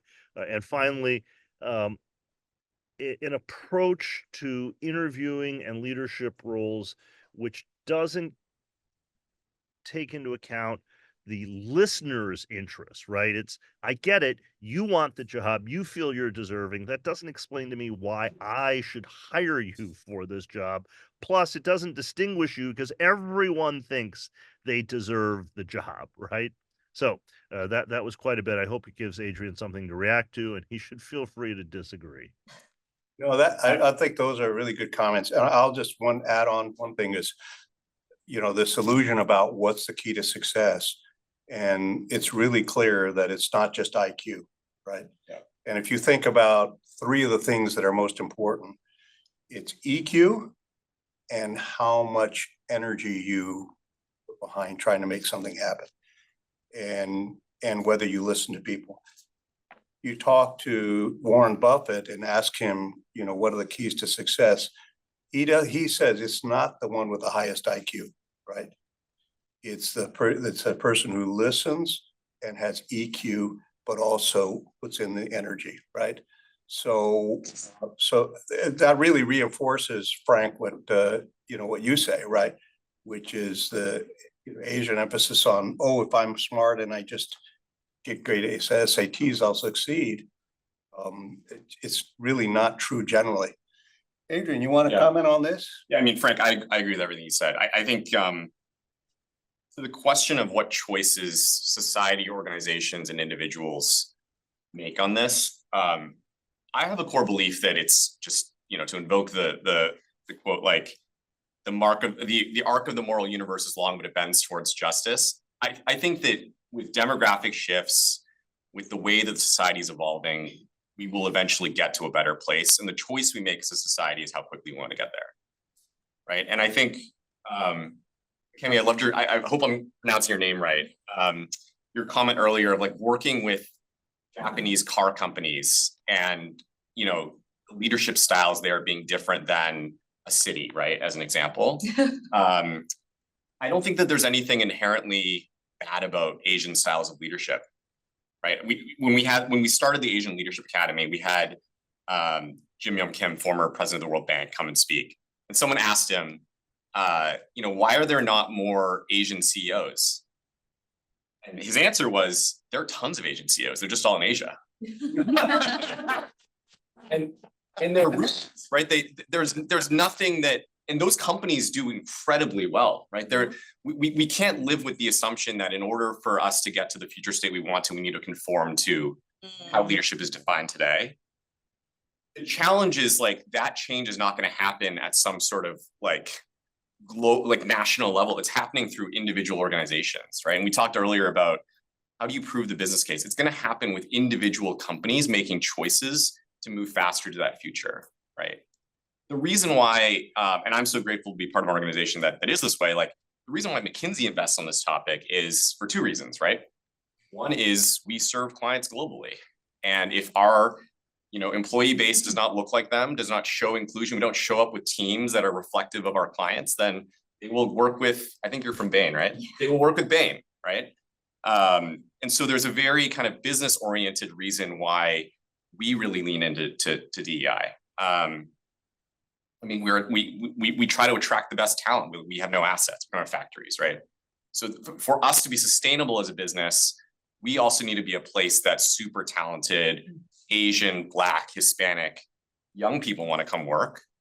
And so there's a clear business case for us. For a life sciences company, it might be different, right? Like you're gonna be selling your drugs to the entire US. You need to have clinical trials that are diverse in that way. And for every other company, there's a choice that they make.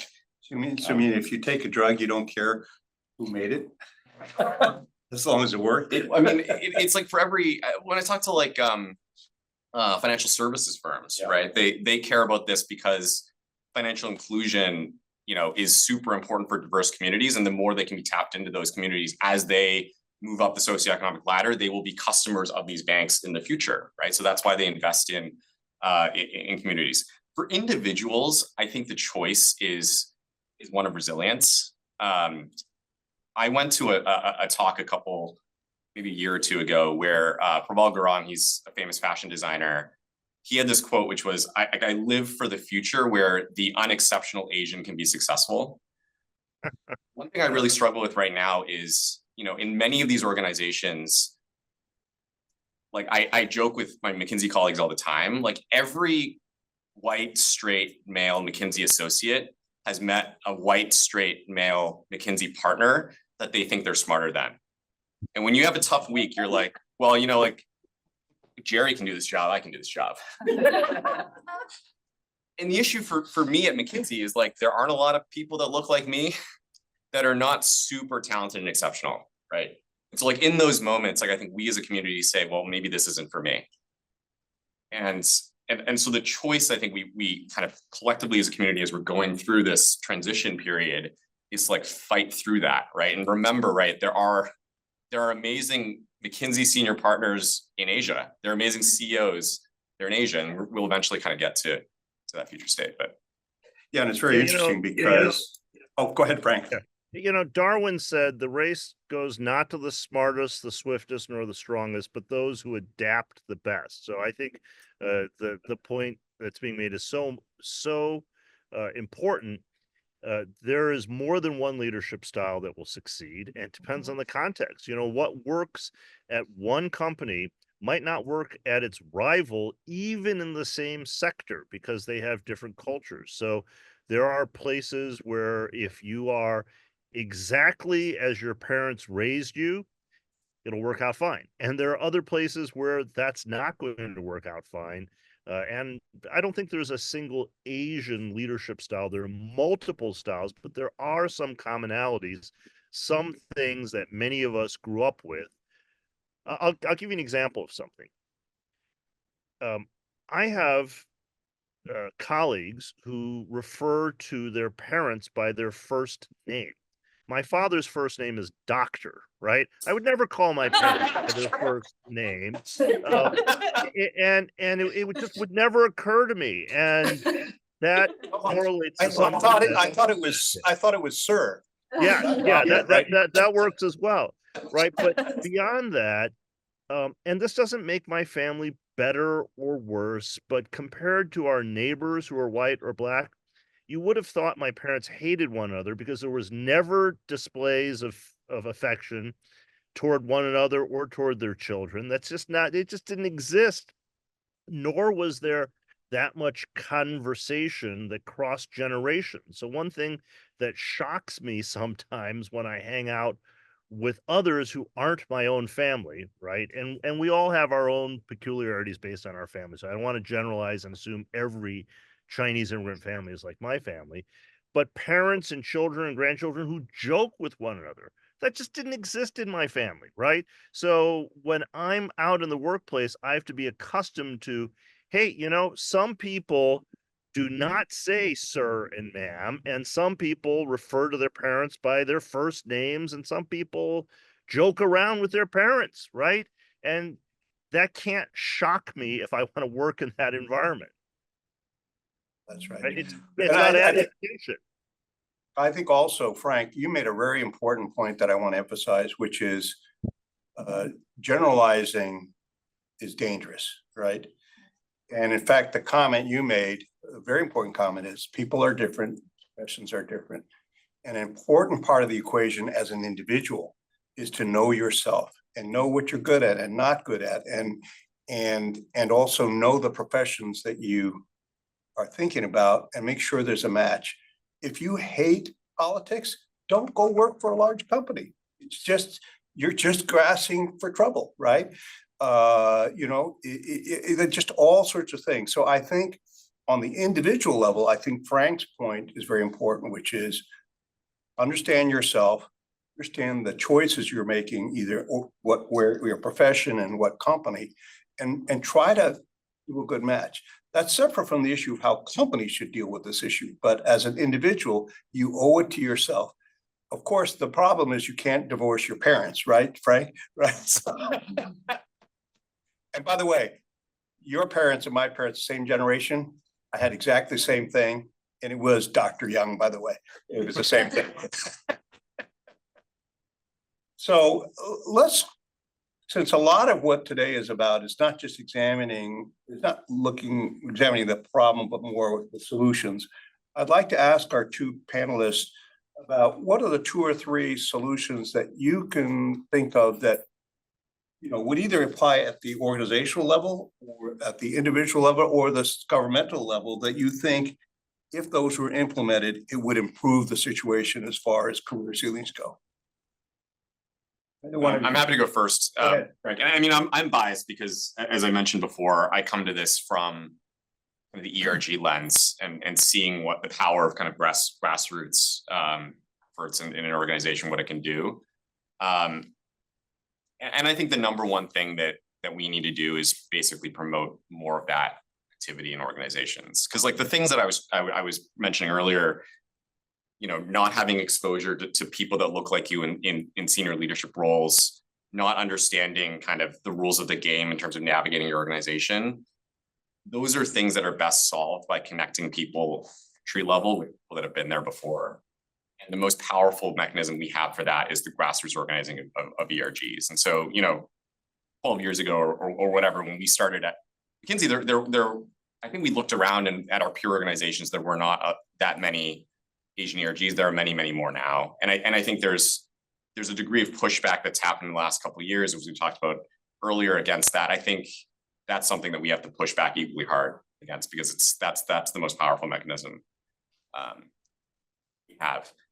I think also the next thing that we need to do is, once we've harnessed the energy of those organizations, translate that into different decisions that our organizations will make from a customer, client, society-facing lens, right?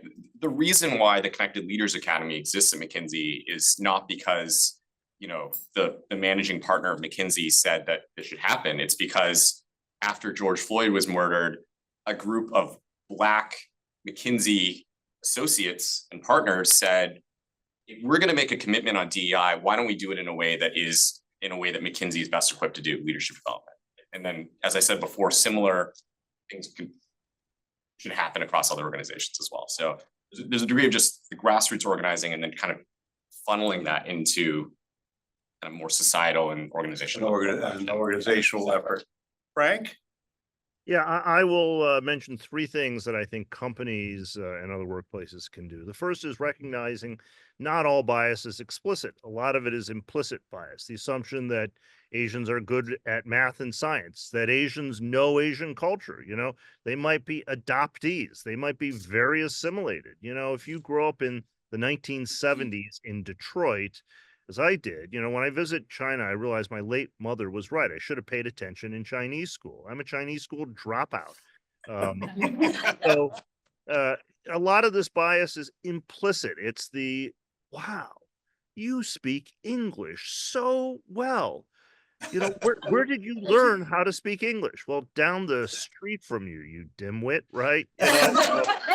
So there's Asian Americans face a lot of this bias that falls in the gray area where you can't really complain when someone, you speak English so well is a compliment. And if you replied, you're a bigot, you're not going to last long. How do you politely point out that that's an expression of implicit bias? With the person is saying, you don't sound like the image I have in my head of Charlie Chan, right? The second is for companies and supervisors to understand this doesn't fix itself automatically. And just because someone has some privilege doesn't mean they have a lot of privilege. Let me give you a concrete example for Asian Americans. You can have gone to an elite institution of higher education, have done well, right? So you're privileged in that sense, yet you can still flunk lunch because you go into the private club or the country club and you don't know what a fish fork is or, what fork to pick up first because I'll be honest, the first time I was ever in a private club, I didn't know there was such a thing. I didn't grow up going to private clubs. It's not the kind of background that I have any experience with, and my parents didn't either. But over time, you learn how to be comfortable there. Because if you're fidgeting and you look like you don't fit in when you're invited to the whatever club it is, you will have failed lunch, right? And at an interview, you can flunk lunch even if you do everything else. So second thing is it's not automatic. It doesn't fix itself. There's a lot of this stuff that's hidden. And the third is critical mass is so important. Otherwise, people end up being stereotypes because you see one Asian person do that and there are no other Asian people at that company. Everyone thinks, well, that's how the Asians are. You need 2 or 3 or 4 or 5 to commiserate and share things. I was the first Asian American president to be hired at Queens College. That's another area, higher ed. People think Asian Americans are doing well. Asian Americans are incredibly underrepresented as presidents, provosts, trustees, statistically. This isn't my opinion. You can easily demonstrate this. And when I was hired, we're part of the CUNY system. A few weeks before that, they hired a fellow, David Wu, for Baruch College, a sister institution. And I was still a finalist. I said to my wife, well, that's it. The system hired one guy who's Asian American, who's Chinese American, whose roots in Taiwan, and that guy's name is Wu. They're not going to hire me. That's like hiring 2 of the same people, but they did. And that's important because now we're not stereotypes. And David, who I consider a colleague and a friend, he and I are nothing at all alike. Yes, we're probably, in fact, distant cousins, right? It's the same Wu. So 500 years ago, our families were related, but we are distinct and different.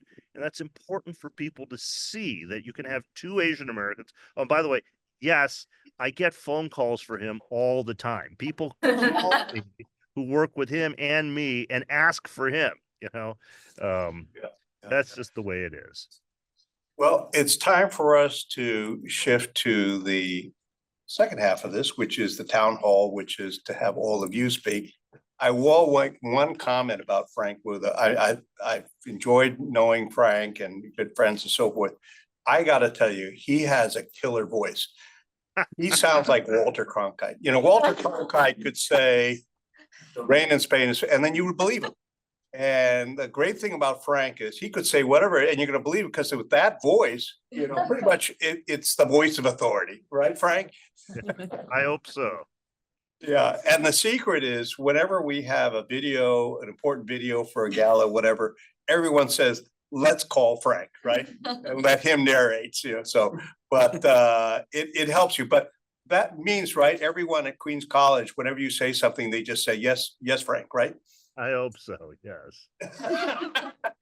So we're gonna open it up, and there's really no, any of these topics, as long as it's under the, Asian American careers things is fine.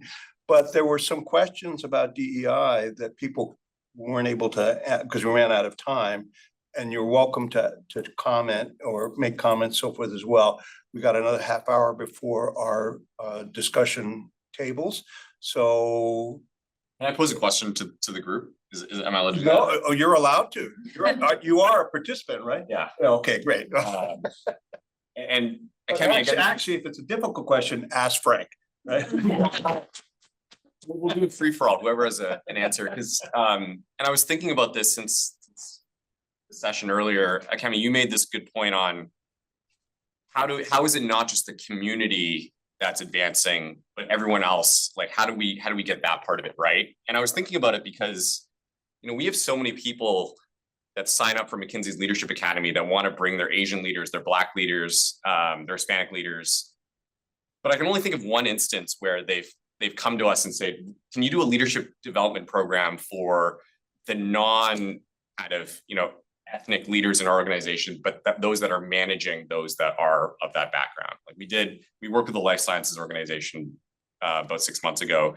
They were like, we have like 20 amazing Asian leaders. We'd love to actually do a program just for their managers on how they can better support them.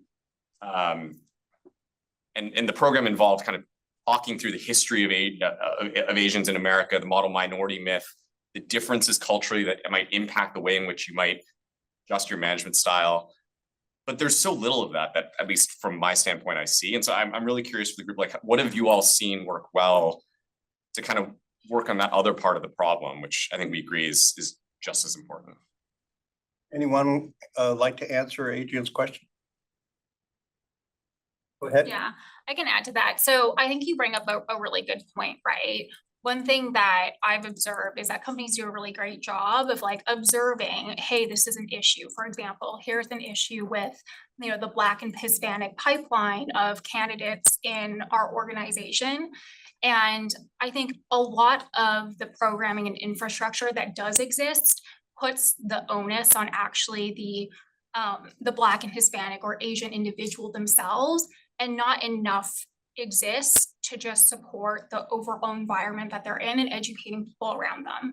So one thing that Bain has done a pretty good job at, I think, I'm obviously biased, is they set up something called like a ring of support. And right now it's geared mostly towards Black and Hispanic associate consultants at Bain, but I think actually has the potential to have a broader use case where, we've observed that Black and Hispanics, students have, or not students, but associate consultants progress at, a less accelerated rate through the program. They're getting promoted at, lower incidences. And so we've assigned a sponsor to every Black and Hispanic associate consultant at the beginning of their journey. And we make sure to have more frequent check-ins around their progress to make sure that they're kind of progressing throughout the program in, a way that is in line with their peers.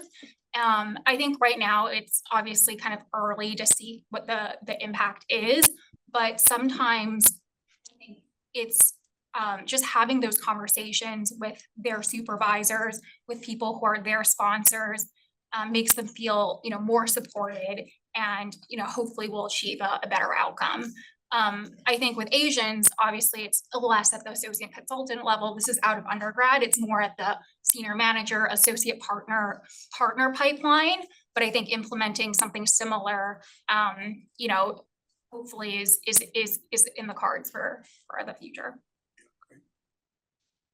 Yeah, go ahead and identify yourself. Hey everybody, my name is Ray and I work at Citi. So I would really like to comment on this question from two perspectives. First is on the business side, and then the other is the inclusion network side. So I'm actually with business. So I work in Citi Global Wealth and the wealth part of the business. But before that, I also work at a mortgage. So we do have exposure to like a diverse segment. So in the mortgage, I actually work at a low moderate income group where we need to, fill the CRA, like the, Community Reinvestment Act role to, our regulator. So a lot of our client, home borrower, the first homeowner, they are in a diverse segment and they have limited English proficiency, and how you feel that, compliance channel, right? This is really, you need to hire, home lending officer who can speak those language, and that's automatically the business requirement to really feel, make your workforce as diverse as possible. Hire Asian, hire Hispanic, hire Black people, right? That's the goal. And then when I'm in the role, the wealth segment, and it's the business case that we need to build, is because that 7% of American population are Asians, but in Citi, I can tell you that number is higher. We have a higher percentage of Asian client. So the business case is so obvious that, hey, for the leader, if you're leading the wealth business, what are you gonna do? You're gonna hire more Asians because you need to reflect your client, your workforce need to reflect your client, so they can serve our Asian clients better. And also, from the global wealth and our CIO office, they always have the rise of Asia. We will see a lot of wealth creation in Asia, and as that's pretty sometimes unique to Citi as a global bank. We need to really be competitive in a global scale. So I think that's the business side, is that you need to, and those who are in the strategy role, they need to build a business case. They need to charge the case. They need to charge the cost, so our executive can see a legit business need for that. So that's number one. And I think the second one is from the inclusion network perspective, is we really need to empower our members. So we are and I'm sad that we also celebrate our culture identity, and we celebrate Lunar New Year and Diwali a lot, but is that the front center of what the Inclusion Network should do, right? So I'm the co-chair of Asian Heritage Network, and I'm telling everybody, and I'm telling my co-chair, that career and professional development should be the front and center of our value proposition. We need to keep attacking the pipeline issue. We need to keep connecting people and leverage this network. So a lot of programming we're doing, including mentorship, including like creating the platform for our Asian leader, I would say prominent and rising Asian leader, to come and speak and talk with the early career professionals. So our early career professional can see the role model, and then those who are speaking, who are sharing their experience, can be seen as the one that leverages this platform to increase the visibility for themselves. So they can promote themselves, they can advocate for themselves in front of their manager. And the last point is how manager will be evaluated, right? So at the Citi, I'm not sure if you all know, we have 360 evaluations. So a people manager need to be evaluated on the business performance and on how they are developing their people. So they're getting feedback from their manager, from their peer, and from their direct reports, right? If we say, we create a pipeline to have more Asian employee representing different business line in Citi, then definitely those managers need to be held accountable for developing Asian employee. So they will be evaluated on that. They need to be held accountable. If they fail in their scorecard, it's a big problem for them. So that's what we're doing. Yeah, and you make actually two good points. The latter one is definitely true. I mean, look, I've been in investment banking. I started out at a Bain & Company, then went into investment banking. And I got to tell you, the way you get promoted in M&A is not based on your management skills or how you manage people. You could have purple hair and be a terrible manager, but if you generate revenue, you're doing fine, right? They have no metric saying, the people who work for you, did you run the process smoothly, whatever. They don't really care. And as a result, investment banks are notorious for poorly management of project chaos and so forth. So it won't be solved unless you actually say, one of the things in your evaluation for promotion, but also compensation, is how you deal with diversity and people and so forth. The other is something, actually, you were talking about Asian clients and and I want to point out there's a trap. There's an Asia revenue trap. And that is so many people, they get promoted because I think sent to the Asia office or the Hong Kong office or whatever, because they say, well, it's Asia, client, so forth, so. And okay, that's sort of okay, but the tragic thing is for many of those people, they never can get promoted back up to the C-suite. You look at the history of so many companies and you'll see so many people that get, who's head of Asia, right? Often it's an Asian person, but they never get back to headquarters of C-suite. So I point this out because it's a problem, but also each person has to say, how do I avoid getting into that trap, right? And it's a very common problem. Oh, okay, all down at the back. No, right. Hi, I'm Cherry Tornay. I'm Assistant General Counsel at Amplify Education, which is an ed tech company based in Dumbo. Thank you all for this. I was thinking a little bit more, Adrian, I think about your comments around, when you're thinking about coming up in your career and looking across leadership and not seeing whatever you would like to see. But the interesting thing I think about coming up, whether it's now or before, I think we need to be shifting the mindset a little bit about how we might not need to find someone who looks exactly like me in leadership to be a mentor. Yeah. So I say that because coming up, I think one of my closest mentor lawyers was a white male, older partner. And he taught me a ton. And one of the things he taught me was you cannot make assumptions about the person you're working with because they look like X, right? And I think that until we are at a point where there are persons of color that maybe look like us, that doesn't necessarily mean that we can't find people in the organizations that we are at where we can learn. I'm very mindful that we all are very different, as Frank said, just because we're not a monolith. And so I think we all come to these conversations with different experiences, but I get a little bit wary about saying we need to find X person and that's how I'm going to follow, my path will look like that person's path. That's not how I kind of came up in my career. So I've always sort of thought, okay, well, I'm going to learn from that person because he looks like an excellent lawyer. I'm just going to figure out what does he do with his clients? How can I learn from him? I never even it didn't occur to me I was looking for an Asian American. I couldn't find that person. So it wasn't, and I think I've always been that way in my kind of thinking. And until we get to a point where we have, tons of Asian Americans in the C-suite, we do have to shift our mindset a little bit, because I think that will hold a lot of people back. If you're looking for the exact same person, we're just not going to find that person. So you really need to adapt. The whole Darwin comment I thought was really interesting. I was just in the Galapagos last year, so I got to see evolution in real life. And I think it's really true. You just kind of have to, at the time that you're wherever you are, you have to work with what you have and really try to realize you can learn from people who are totally different from you, but will have a ton of professional experience. And then that will allow you to get to the next level.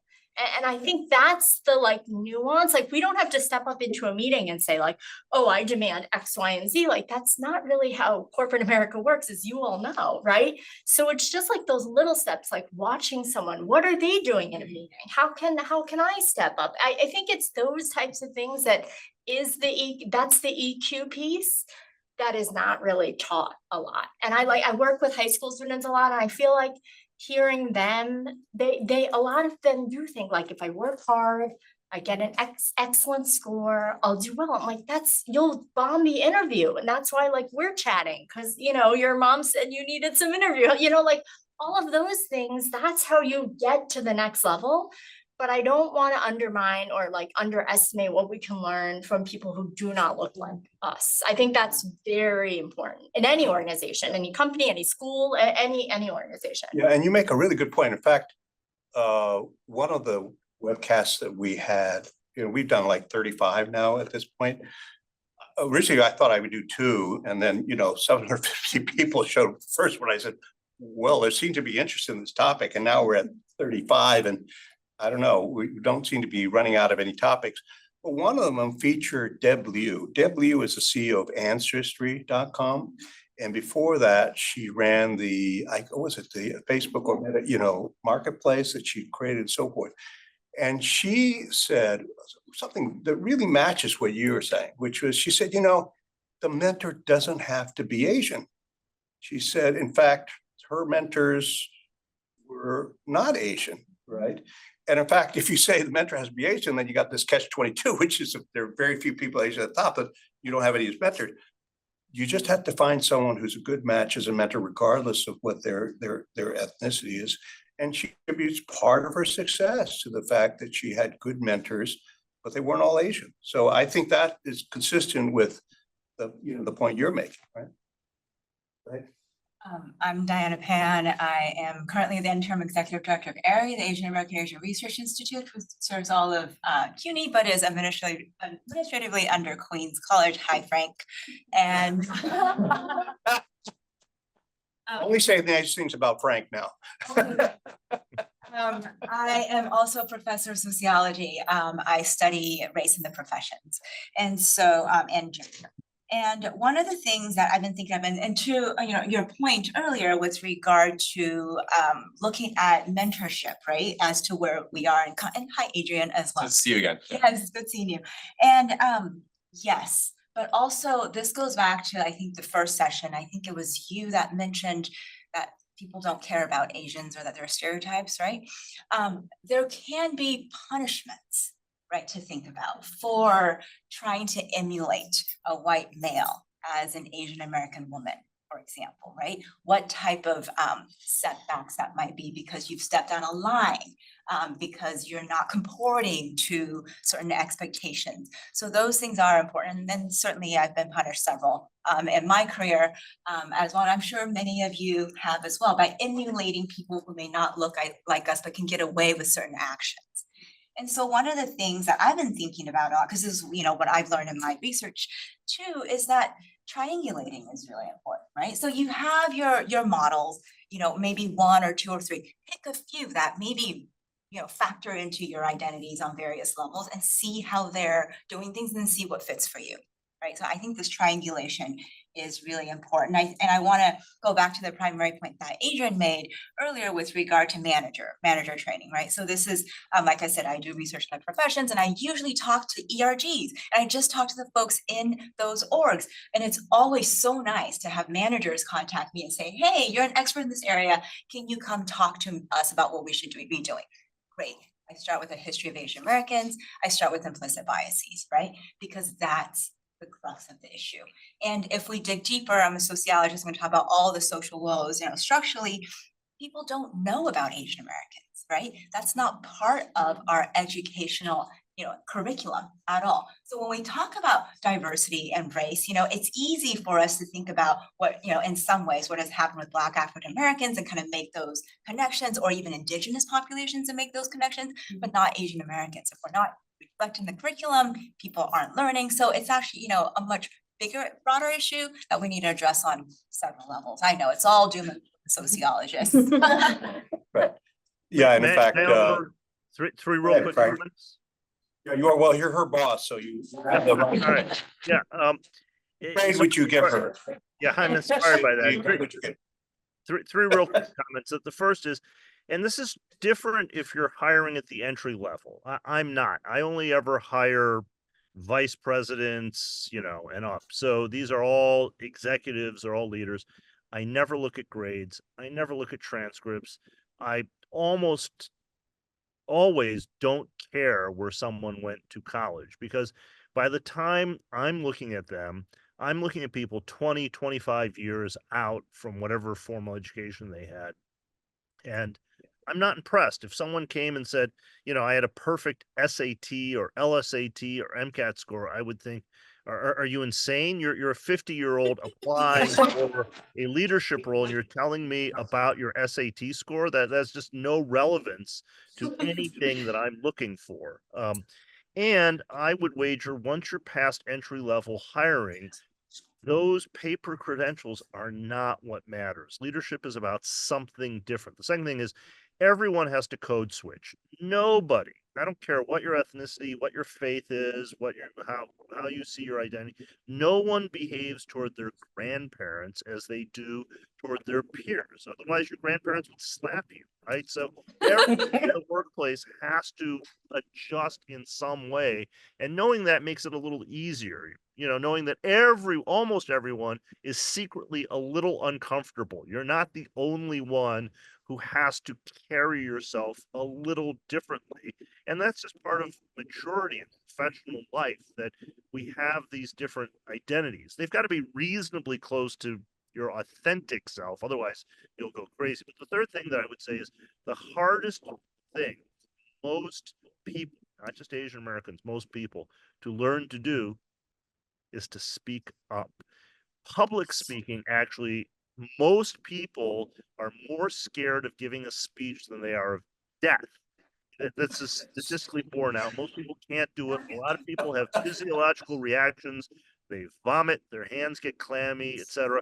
You have to learn how to speak publicly if you're going to be a leader in any sector, I think. So if you were to take one thing away from this, I would say learn to give a speech, because everything you do, even when you're not standing in a coat and tie giving a speech, you're always giving a speech. And in leadership roles, you have to be on.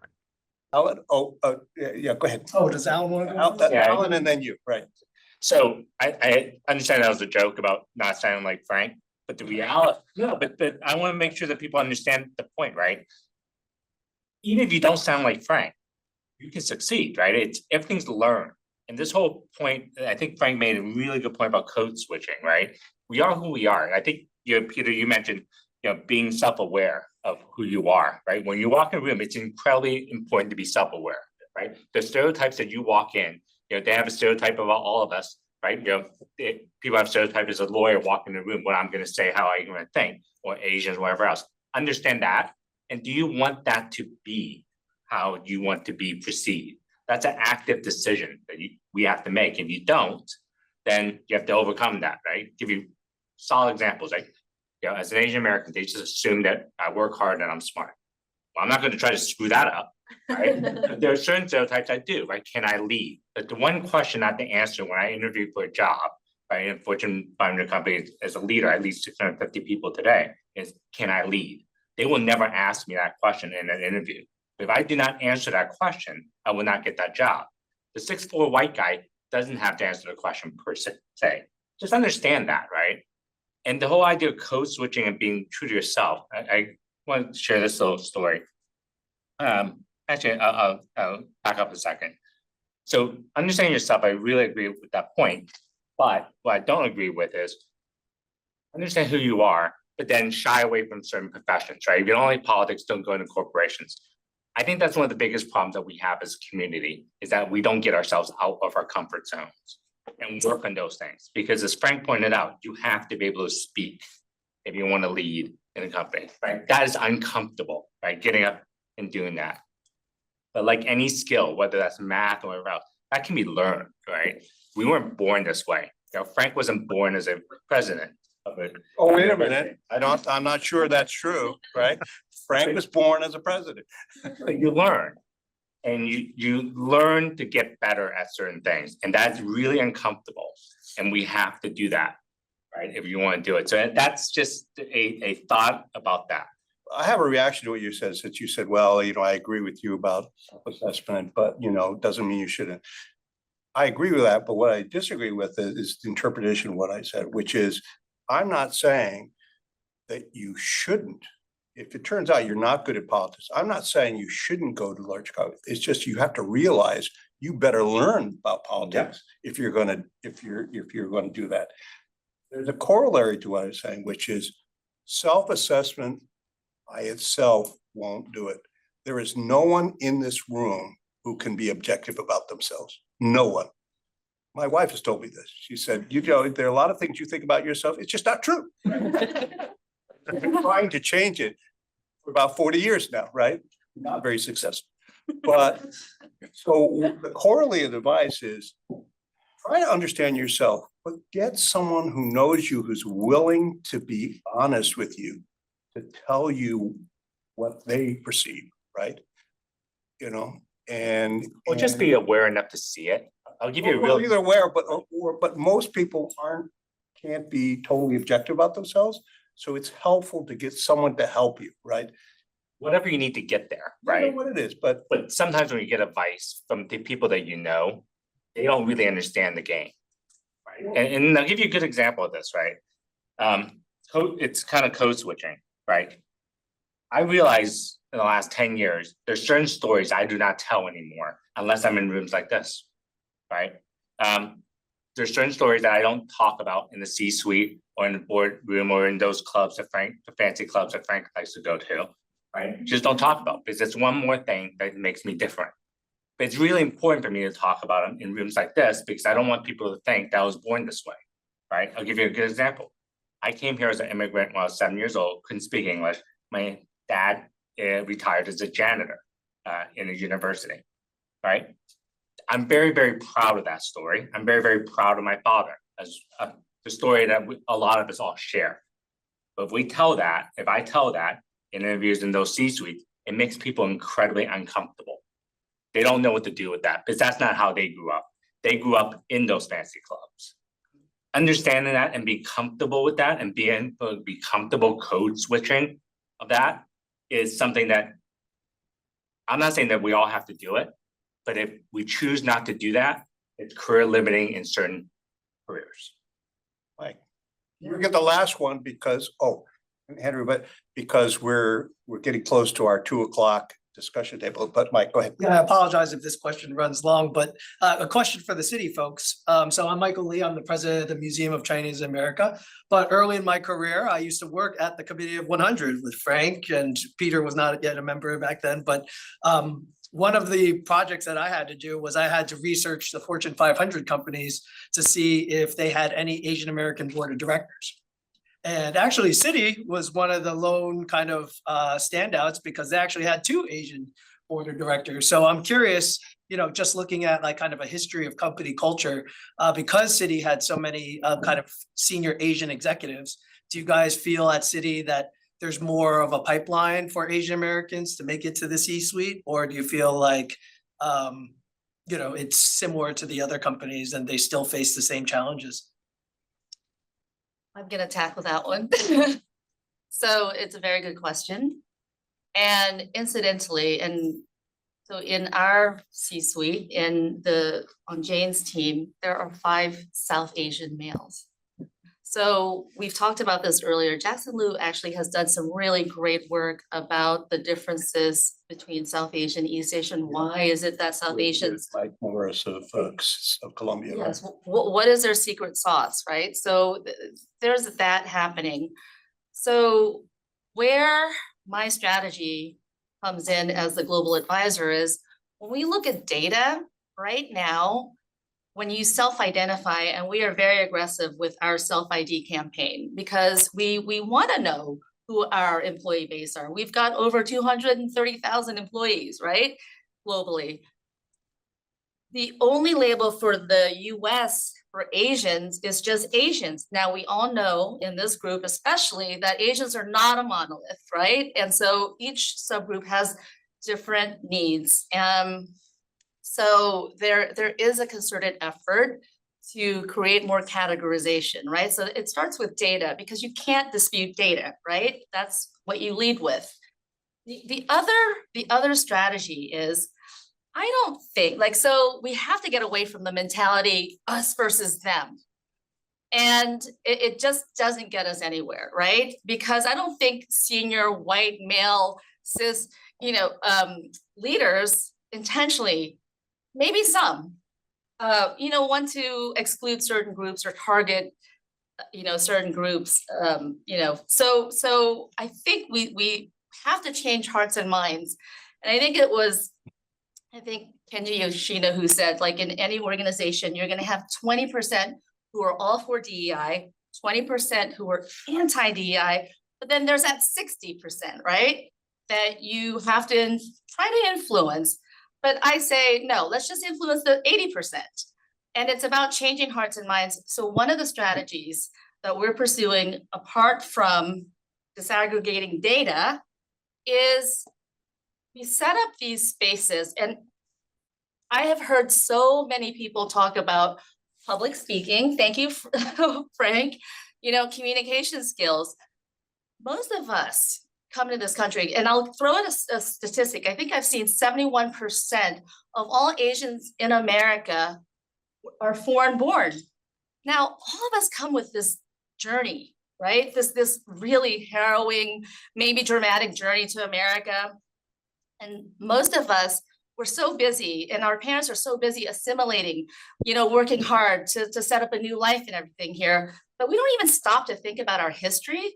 And so when we don't understand where we come from, we don't have a voice, we don't have that agency, right? So at Citi, we have spaces, and my colleagues here can attest to this, where we have our Asian colleagues share their experiences so that one, and we try to get out of the echo chamber. We try to get every colleague who attends has to invite their entire team, non-Asian, right? So to come and hear about the experiences, lived experiences of their Asian colleagues, so that they're more sensitized to the issues that are pertinent in our community and our workforce. Okay. And I think that's really important. So We're running out of time. However, Henry Tang has the right to have the last word, because one, he's a friend. Two, he's one of the founders of Committee 100, so he is entitled to have the last word in this session. Henry, you had your hand up and you wanted to make a comment? I'm not entitled to anything, but I'm privileged to be here amongst this group because this is a subject very, very close to myself. I spent 35 years on Wall Street. I was the first Asian investment banker, where most people suggested that people look like me should basically wind up in data processing or some other thing like that. I was also the first Asian partner or managing director on Wall Street after 35 years. What I can contribute here is one of the different roles I've played in my long career is that about 25 years ago, I was appointed to something called the Federal Glass Ceiling Commission by President George Herbert Walker Bush, who was back a while ago. The Federal Glass Ceiling Commission sunsetted a while back, but we issued a report. And in issuing that report, we had to do some surveying of CEOs, top level Fortune 500 CEOs. The group interviewed about 35 top level CEOs. My job was to interview Lou Gerstner, at that time CEO of IBM. Out of the 35 CEOs that we interviewed as a group on the commission, 31 of them came back with this one observation of basically what they thought was the story to their success as well as a successful career. And the answer to that is something called trust and comfort, which I haven't found in any textbook. I haven't found, it's not often mentioned. But 31 out of 35 Fortune 500 CEOs mentioned this. What is trust and comfort? Trust and comfort is hard to sort of put your finger on exactly. It's an amorphous concept. But 31 of the 35 described it as it's not the smartest person you know. It's not the person with the highest scores. It's not the person who works the longest hours also. These are all traits that many Asians say, I put in longer hours than anybody else, why don't I get promoted? I've got better degrees. I mean, in the Glass Ceiling Commission, we dealt with people with PhDs, double PhDs, and all of that. We listened to testimony for 7 years on this topic, so it's a very close topic to me. But trust and comfort, as reported by the 31 CEOs, was the same dynamic as who you choose to give your keys to your house. You go on vacation. You choose your richest neighbor.